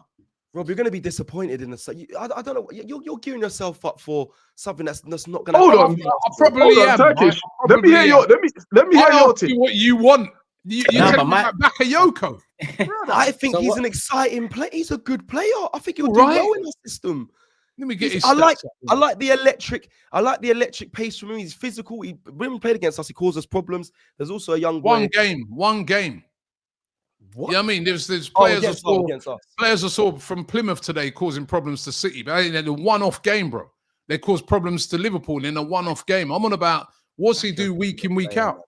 You're going on like Bakayoko's a bad player. Hey, Turks, let me hear your team. Cool, yeah. There's a lot of caveats to what I'm saying, yeah. Here we go. There's caveats to yours. Why have you got caveats? Me and Cecil didn't have a caveat. Stop me when you disagree, yeah. Arsenal have to sign a star attacking player this summer. Are you with me here? Yeah, have to. Okay, Isak is not the only star attacking player in the world. Okay. He's one I will gladly take if we can do it somehow. I'd love it, right? He would be 1 star plus the rest. Like, is he the most guaranteed? Turkish? Is he the most guaranteed though out of all the names? The 3 names I mentioned, there's no guarantee. The 3 names I'm going to mention in terms of stars that will improve our attack that could potentially be available: Isak, Rodrigo, Wirtz. Rodrigo who? For it. Isak, Rodrigo, and Wirtz. Go for Rodrigo from Madrid. Yeah. But why do we get Mbappe? Bro, we missed the boat on that one, bro. No, I'm just saying. Why Rodrigo? What's Rodrigo's circumstance? Or whatever it was last summer. We missed the boat on Mbappe, bro. Let me do a few super chats before you guys jump back in. Let me do a few of these, right? I've got on to the super chats. 40 Side said, would either of you take Anthony Gordon for left wing in addition to other signings? Obviously, I like him. He's good. Gordon's cold, very good player. Yes. Way better than Bakayoko, by the way. BR3223 says, keep mentioning injuries. That was the excuse last season when you had everybody fit. Don Tony Pulis says, if Uncle Stricto was my lawyer, I'd be given life. João Pedro, really? Leandro says, go big on Isak, Cunha, or Sesko Wirtz combos. That's more like it. By the way, Bakayoko, 7 goals and 1 assist this season for PSV. Yep. Martinelli, 6 goals, and I don't know how many. But exactly, there's not much better in it. And Martinelli's currently injured. He's been out for weeks, so he probably might have had more goals. I like this one. Bakayoko, he's all right. A highlight YouTube player. He's not. Listen, what it is, right? I don't want to diss him, right? Because he is a good player. He is. Sorry. Apologies if I'm dissing him. He's a good player, but that's not the player that's going to move Arsenal from second to first. And for me, that's what I'm looking at. Players in the summer that are going to step. Listen, not every signing that comes in is going to be that ready-made, but players that are going to move us from second to first. That's not João Pedro, and that's not Bakayoko in my books. But we don't have the answer for that. We finished 2 points off the top. There are answers. There are answers out there. There are your Yokerezes. There are. Robbie, Turkish didn't finish before you went to the super chat. I wanted to hear his thing. Yeah, Tobias, you asked me about Mbappe. I like the super chat. Ricky said Mbappe wasn't the right profile. That's not on me. I don't determine profiles. So I don't know why we didn't go in for him when we could have went in for him. But listen, that aside, I'm joking. When I said Mbappe, I'm joking. So was that. The words unprecedented summer have come up a lot, right? Pedro, Lookman, Williams, these men are not unprecedented, right? You can get these men. Isak, Rodrigo, Wirtz, that type of player. Now, there's other players I'm sure, might be not happy with this, but that level of player needs to join our attack. Now, as a fan, I don't know who's available, who's happy, who thinks Arsenal is attractive enough, what other clubs are in for them, if any are in for them at all, right? But what I'm saying is, if we are holding this club to account once and for all in this Emirates era and leaving no excuses or stones left unturned, right? Let's go in with a mentality of, that player has 2 years left on his contract. Let's go for him. Let's test the waters. Because guess what? Saliba, Saka, and Gabriel have 2 years left. Teams will test the fucking waters with them. Yeah? We know that. We've seen that before. When's it our turn? Because even Liverpool, people have looked at them over the years and said they have moved soft in the windows and that. They nearly got taken to court by Southampton for Van Dijk. I want a club to try to take us to court. And then I'll know this club is trying dark arts off the pitch to get the best players they can. So unprecedented for me isn't Pedro. I like Pedro. I'm not even trying to diss him. I think he's good. But Pedro for me would be, the 6th, 7th signing of a great summer. But we don't need that. But I think what you're saying is exactly how I feel. But I feel also, let's talk exactly. That. I know that it's realistic, and that's the problem. Like if we were serious, then there's a couple of star men that would have been at Arsenal already. Like, let's talk about from free coming even to the end of their contract at Arsenal. If we were serious, you know what I'm saying? All we've been fed is ex-Chelsea players who can't be bothered to leave London.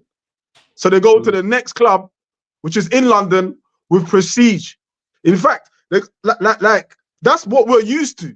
So my thinking, whenever like people ask me about like players that, especially like in topics like these, I only have to keep it to the imagination of the board. And I know how, like you're saying, you're cooking your food and you're like, just putting the salt in and you're like, bruv, can we have more seasoning in? Because we're so used to the blandness of our board, season in, season out. Do you understand? Yeah. And that's exactly what I predict we're going to get. And the fact we didn't sign any strikers in the last summer and didn't sign any in January window leads me to believe that they are happy with what they've done. They are happy with how everything's turned out. Still in the top 4 conversation. Still in Europe. Everything's dandy. Everything's fine. We don't need a marquee striker. Do you know what I'm saying? All of that's fine. But I asked you guys who you wanted. Are you telling me about Jared? But my answer is only going by the realism. Because if you ask me who I want, I would say Mbappe. Is Mbappe realistic? It's not realistic. I'm saying I want you guys. Don't bite. Yeah, being realistic. Even being realistic, we can do better than João Pedro. Even being realistic. But I also said I don't want João Pedro to be our main. I just want him to be a replacement of Jesus and these other guys. Yeah, we need 6 players in the summer, boys. By the way, João Pedro, out of those 7 goals, 2 penalties in the Premier League. So 5 from open play. Let me just do some more super chats there. Midoriya says Arsenal turned their noses up at so many players, and you're scrambling for mid players. Also, Robbie, you keep talking down cups. You never win the Europa. Humble. I don't want to win the Europa. I want to win the Champions League. Poe93 says fans like Cecil are the reasons the Cronkies are taking the piss out of us. Yeah, blood. You, blood. Says, give me Osman, Lukman, Kimmich, and Gimaresh. Fayaz says Arteta wanted Matoma once. And it'd be a lot of money, Matoma now. Leandro says we dropped 105 on Rice. Time to repeat that, guys. Listen. I think we can aim high. The point I'm trying to make to you guys, we can aim higher than João Pedro, in my opinion. But Robbie, why do you keep saying it? Like I said, João Pedro is the only one we're going to get. I'm saying realistically, with the amount of money that Arsenal have got to spend in the summer, remember they spent nothing in January, and we were told they've got money, right? They can get better than João Pedro and Bakayoko. Last season January, we didn't spend anything. How much did we spend in this summer? Was it an unprecedented summer in this summer where it just went? And we spent nothing last January. No, but I feel this summer we're going to spend this summer, like Turkish made that a great point. We'll have more money to spend because number one, we've not really gone big in the last 2 summers. That's number one. We didn't go big in January. Number two, as he said, lots of wages coming off the wage bill. Partey's big wages coming off.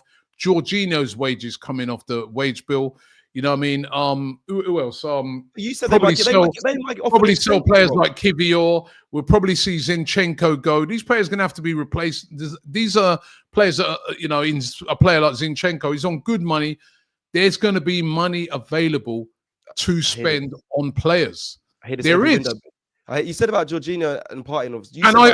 And also, sorry to cut you there, Cecil. They're under big pressure. That's why I think they'll go.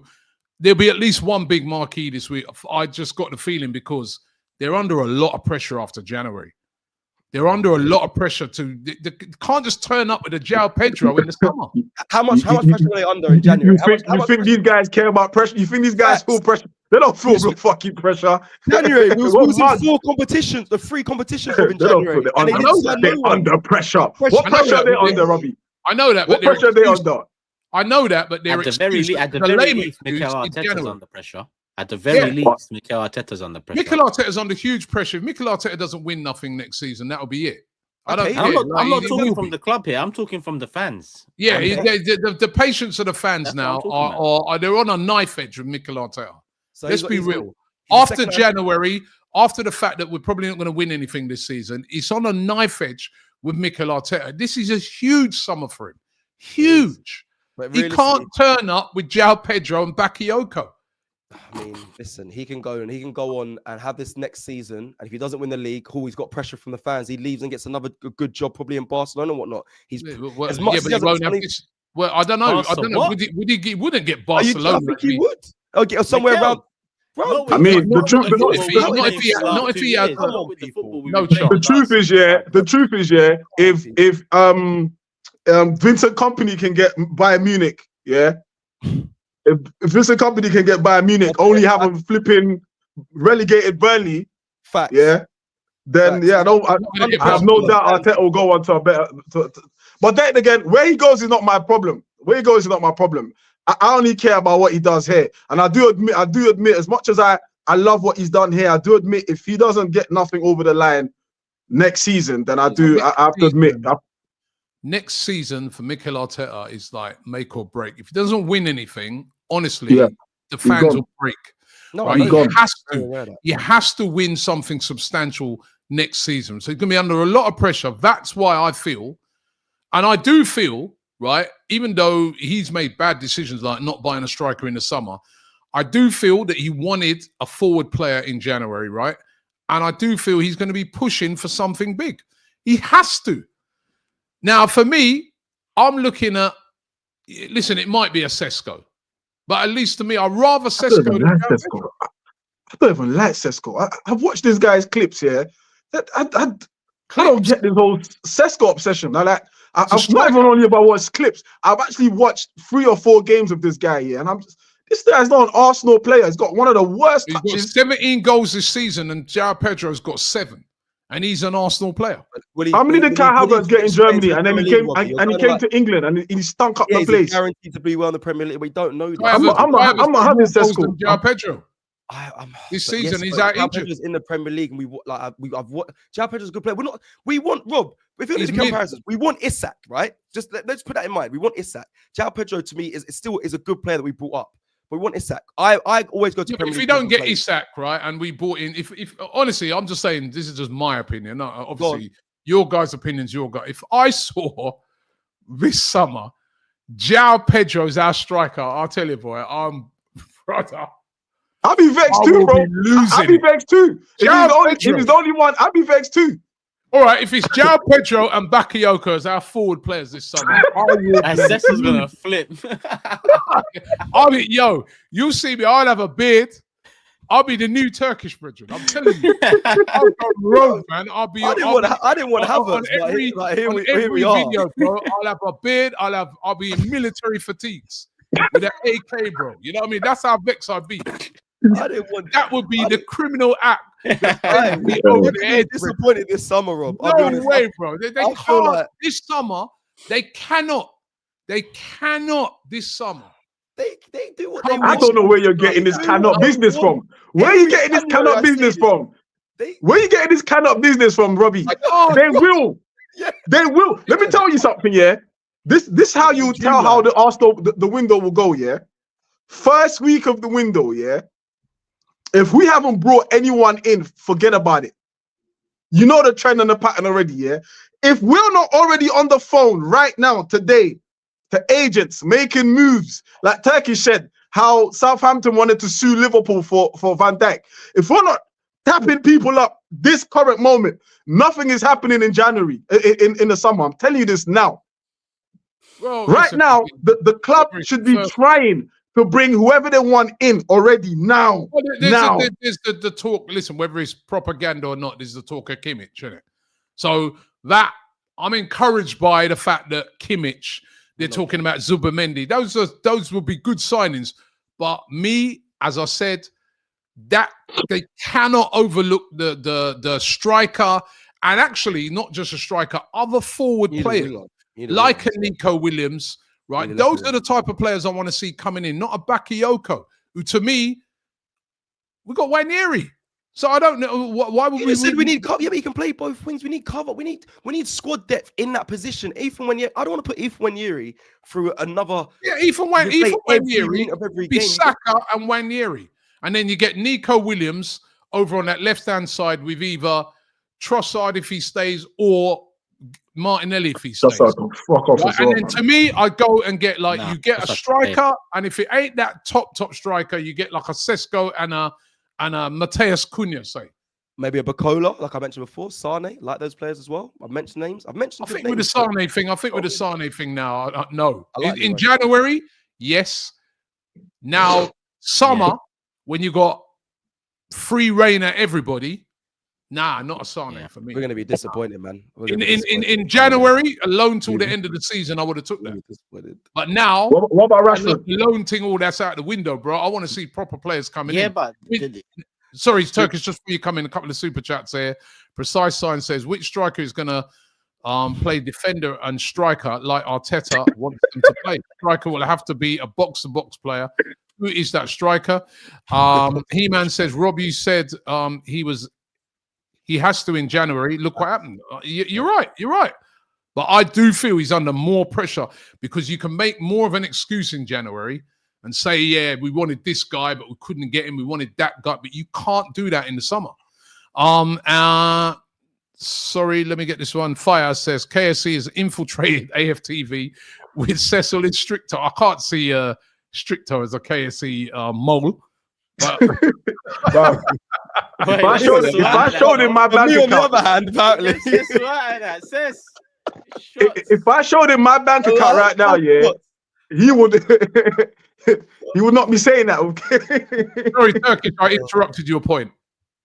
Well, I think Cecil said you're going to be disappointed, but that's the point, though. I don't want to set the bar low and then be and then be excited about a Pedro. It's a, remember last summer, Cecil, yeah? Anytime someone asked me, who do you want? I said, it doesn't matter who I want. Do you remember that last time I said, we've challenged for a league title twice. We've got to go on and win it. It doesn't matter who I want, because I didn't want Ramsdale. I didn't want Ben White. Yeah, I you didn't said want you just trust what they look do. now. Yeah, so I trust. All summer. I trust. All summer, I said, I've trusted. Let's see what this summer's very different, bro. I'm not going in with that whole, let's see what they do, because they fucked about 3 times in a row now. I'm not going in with the whole, all right, well, I know how this club moves, because you are right and Shigdo's right. If I'm going by what the club do, then that's why I caveat Isak, Rodrigo and Wirtz, because it's laughable, because it's Arsenal and the way we move, right? But we need to set the bar high, because then we can really hold them man to account. If we set the bar low, that's exactly what they want us to do. You'd be excited by the little things. It's not little things no more. They bought the club when we had OGs, real world-class OGs. And they haven't produced any of that since. Any of it. No, it's about time now. 22 years in now. 20 fucking 2 years in. Or 7 years from Be Excited. Or phase 6. Whoever you're looking at, from when they first come in 22 years ago, told us Be Excited 7 years ago and bought the rest of the shares. Or Mikel Arteta's phase 6. Whichever miles is too far gone now. We need to win something. No excuses. And as a fan base now, we need to just say, these are the men we want. This is the level of player we want. If you can't get Isak, get Gyökeres. If you can't get Rodrigo, get Williams. Not if you can't get Rodrigo, get Semenyo. I like Semenyo, but he ain't going to fill the appetite this summer, because Semenyo, Pedro, these man, we could have signed in phase 2.6. They're not phase you're right. 6, Champions title, elite. That's not the... I need that this summer. And you man are probably right. We're not going to get that. So I'm not saying you man are wrong. But I hear it. I hear the Would you look? So wait 1 second. Would you take Ollie Watkins again in the summer? Nah. I wouldn't even have taken him in the winter like that. No, I would have took him in January 100%. He's doing it right, 100%. I would have took him in January. In the summer, no, we need to get better. That's he's talking because that's his boy, innit? Like that's no, I'm trying to get the barometer, because man are getting me mad as well when I'm throwing some names, top names, middle range, and then you're getting me angry. So I'm just saying, where's the barometer for you? You want superstars, Mbappe's. I get that. We all want that, but they bought the club with superstars, bro. Why have I got? I know. Turkish. I've got I know. Vieira. I know. Freddie. Yeah. I hear that. So they bought the club with these superstars. I feel when I look at this, I feel like a kid again, because there is nothing as an adult with Arsenal. There's nothing around me that I can look at in the last 15 years of Arsenal and feel really proud of it. Really proud, and that's on them, bro. You ain't got a Raheem Sterling doll there. Bro, I've got one. I've got a Raheem Sterling one with a pin in it. Keep flipping. That's why you ain't playing good then. Also, Turkish, I hear that, yeah, and you make you're bringing up the legends, and of course, brother, like, of course, I've got a lot of those shirts there. But I also look at it like last season before this, I know we didn't win the league, but we had a lot of players in team of the season. Arteta's allowed me to start to buy into a lot of these players. You're talking about Ben White being your favorite. Martinelli had that amazing season. I know he's fallen off a cliff since then, but like the Odegaards of this world, the Sakas of this world, the Salibas of these worlds, even the Declan Rice of these worlds. These are to me top class players. They're on the trajectory to be these next superstars, to make it their year. We need to add those. I'm aware we need to add to that, but I'm saying but we need to add. We need to add with better, not Bakayoko. You know what I mean? That's what I'm saying. That's what you know what I mean? I want to add better, or players on the same level, so that takes us. We've been close over the past couple of seasons. The players that take us over the line, the difference makers, the players that's what we need. We ain't got those, and I don't want to really see us going out and getting a load of those type of players. So I am encouraged when I hear about Zubimendi and Kimmich. I'm encouraged. Whether they get it done, that's another matter. But I'm still not hearing about strikers and forward players. I want to hear about them more than your Zubimendis and people like that. I want to hear about those players. Why am I not hearing about them? Let me do a few super chats again here, because they're coming in. Midiroya says, Mateta, Wood, Wissa, Matoma, Rashford, Cunha, They're all players there, but you will never sign them. Arteta allergic to attackers. He's not serious. Wood. They're mid Wood. They're mid Wood. Did he say Wood?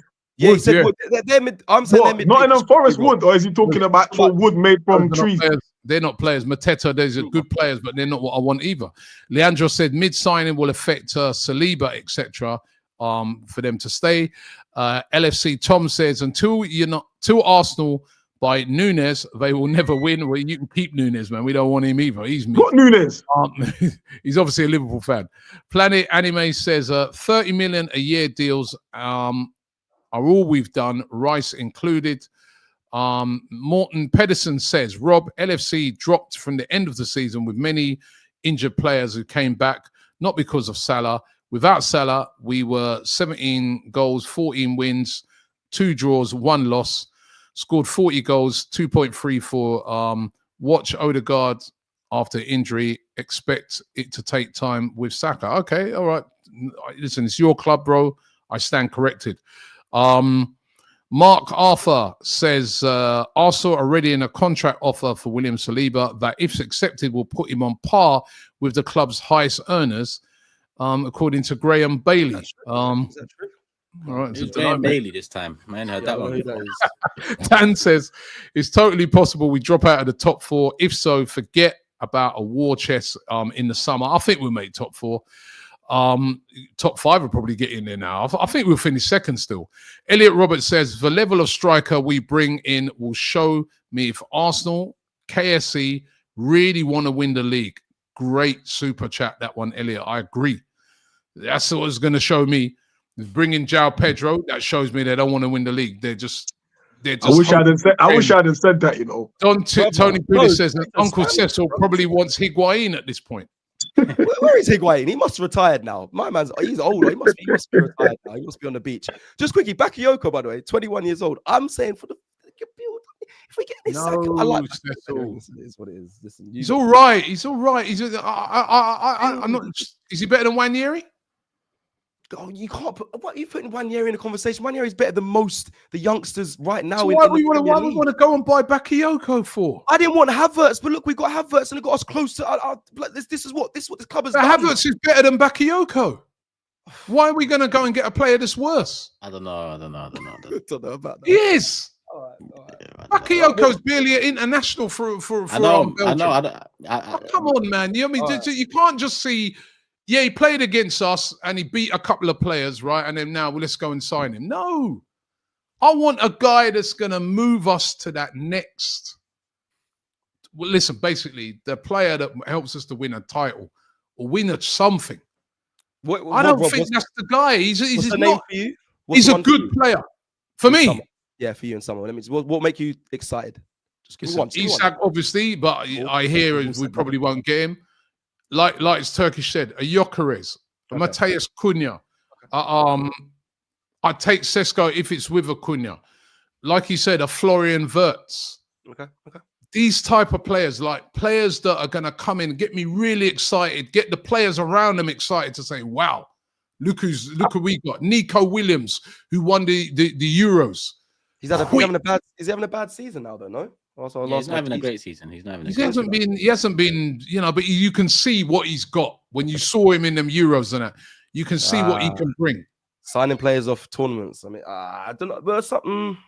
And we need a goalkeeper. We need to address our second goalkeeper issue as well, because we're going to listen. We'll buy a goalkeeper because Neto's only on loan and he'll be going back after this season. So we will sign up. But I want to see, Victor Osimhen, as someone said there, I'll take him. No. Goal scorer in Turkey. Remember we saw the guy in the airport. He won the title.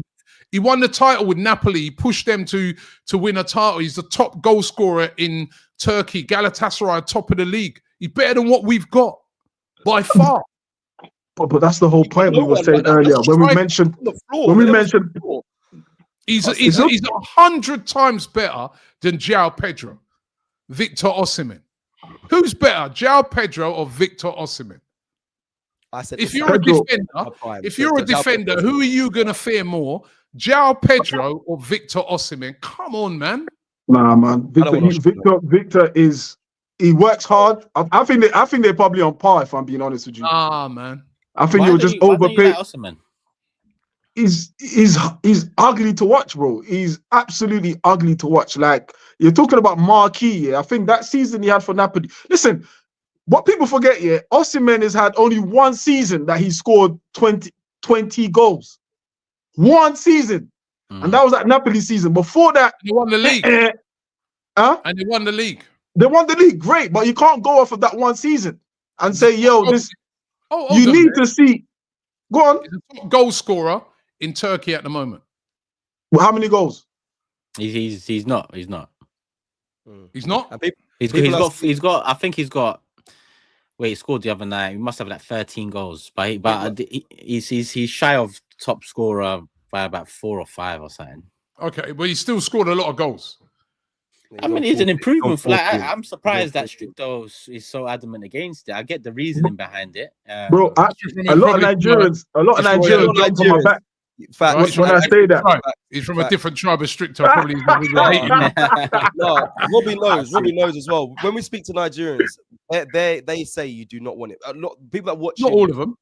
Not all of them. Most I've spoken. Man just said when you speak to Nigerians, they say no. 14 goals in.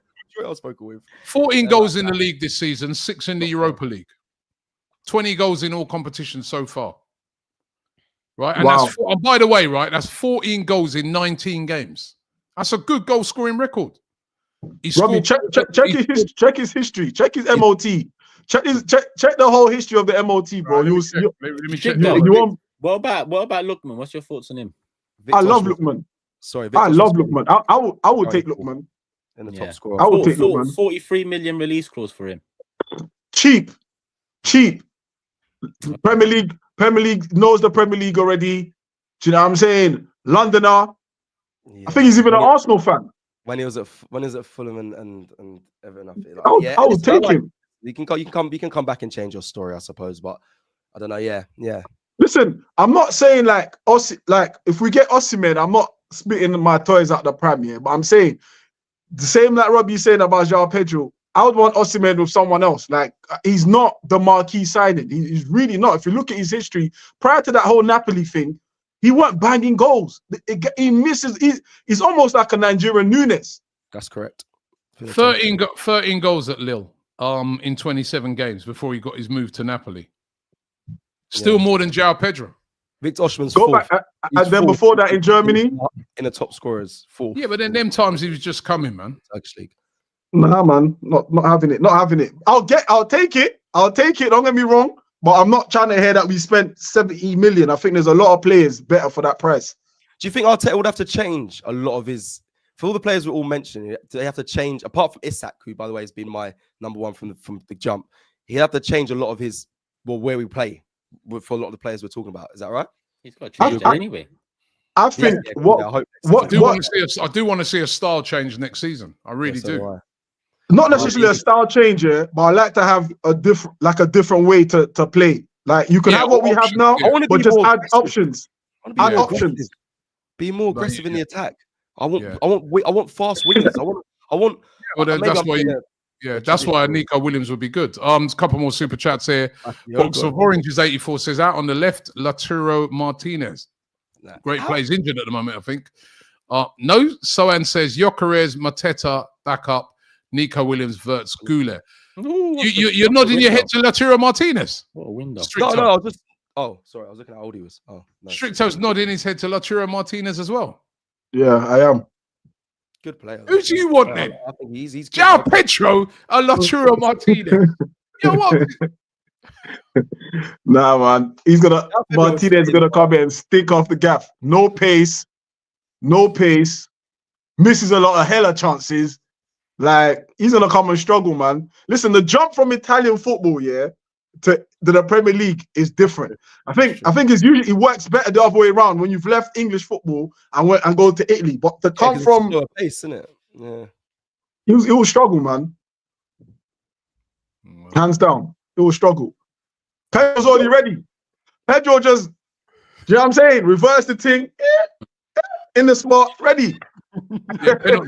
penalty spot. Stricter, I love that. Listen, I hear it. We're coming to the end of the stream today. We've been 2 hours on tonight. We're going to be 2 hours on tomorrow night as well. So make sure you check us out from 7 tomorrow as well. I want to thank everybody for coming on. Turkish, thank you very much for joining us today. Stricto, thank you very much as well. And also to you, Cecil, and to the thousands of you that have been joining us on this stream live since 7 o'clock. Thank you. Remember, we're here every night at 7. Also, don't forget, of course, next week, big Champions League game for Arsenal. We're going to be over there in Holland on Tuesday. Me and Cecil will be there. Turkish will be in the studio. Big game for Arsenal. Really need to get something out of that. Well, at least come away really unscathed in that first leg when you look at our lack of attacking options. So it's an absolutely massive game. So don't forget, we got it covered. We've got a preview with PSV fan, right? With a box to box. Yeah. Done that already in Noel. We've done it with him a couple of years ago as well. Was he cheeky to you or what? He's quite an aggressively arrogant. Dutch humor is like but they're friendly, but they're very friendly people, but they can come across like they're arrogant or like they're being rude. But nah, he's good, man. I mean, some of the things he told me, I was going in saying 2-1 PSV win. Some of the things he was telling me, I might lean towards 1-1 now, because he was saying they're a mess. They just, they fight in the big games, PSG being the recent one, but he said they're in a real bad situation. So what did he say about Bakayoko? The Bakayoko disrespect is mad because he's a good player, Rob. He's good. He is good. I'm with you. Saka and Ranieri's our right wing. I'm calm with that. He is good, but I'm just wondering, did he mention him? Did he mention him at all? Nah, he said the key threat was surprise, isn't it? Like, it's like, the guy's so good he didn't even mention him. Like, this is and then like that, Bakayoko's going to score a hat trick. What's that about? But anyway, listen, guys, thank you very much. One thing though, Rob, yeah, I'm not signing a keeper. Tommy Setford, a lot was said about him. I've just checked. He turns 19 in March. I'm sorry, but you've taken a keeper from Ajax. Apparently, he's the next up in keepers. Don't waste no money on Juan Garcia or 25 mil. We ain't just put Setford as backup goalkeeper. That's young. He's 19, bro. That's it. It's calm. Carling Cup. Carling Cup. But Turkish, that's all right. That's what if there's an injury that he has to come in? Yeah. What if it's an injury he has to come in for 5-6 games? But Neto, rubbish. That guy's rubbish. So, straight up and down. Rubbish, bro. Rubbish, though. That one appearance is enough. Rubbish. Fam, if you did such one mistake, in one thing in your life, bro, no one don't want to hear that again, bro. Yeah. Funny enough, you know what, right? You know the keeper that they sent out on loan, Carl Hein. Yeah, he's been doing brilliantly over there. Real Madrid looking at him. He's an international as well, so yeah. So maybe you just bring him back, save money. Stop buying left backs and keepers, man. I'm done. Funnily enough, we ain't even got out and out left back because Tierney's gone and he's only out and out. So you forget the left back. So let's just move on. Anyway, they're listening. They're listening. They're listening. Before we sign out as well, tomorrow, same thing again. I believe, Robbie, we're live. So just make sure you guys tune in. Again, 100%. 7 o'clock. We're here. Take care, guys. Your exclusive chance to win 2 VIP hospitality tickets to Arsenal versus Chelsea worth over £1,500 is finally here. AFTV is teaming up with Raforte, the marketplace for luxury raffles, to give one lucky winner these tickets. We're talking free food, drinks, great seats, and a day at the Emirates that you'll never forget. And with only 250 tickets available, your chances of winning are seriously high. Plus, guys, a percentage of every ticket sold goes to a charity to help fight childhood cancer. It's completely transparent and the checkout is easy. It takes less than 1 minute and you can even use Apple Pay. So hit the link in the description or scan the QR code on screen to enter a raffle with Raforte. The competition is UK only and the winner will be announced live on YouTube and Instagram, so grab your tickets right now. Good luck!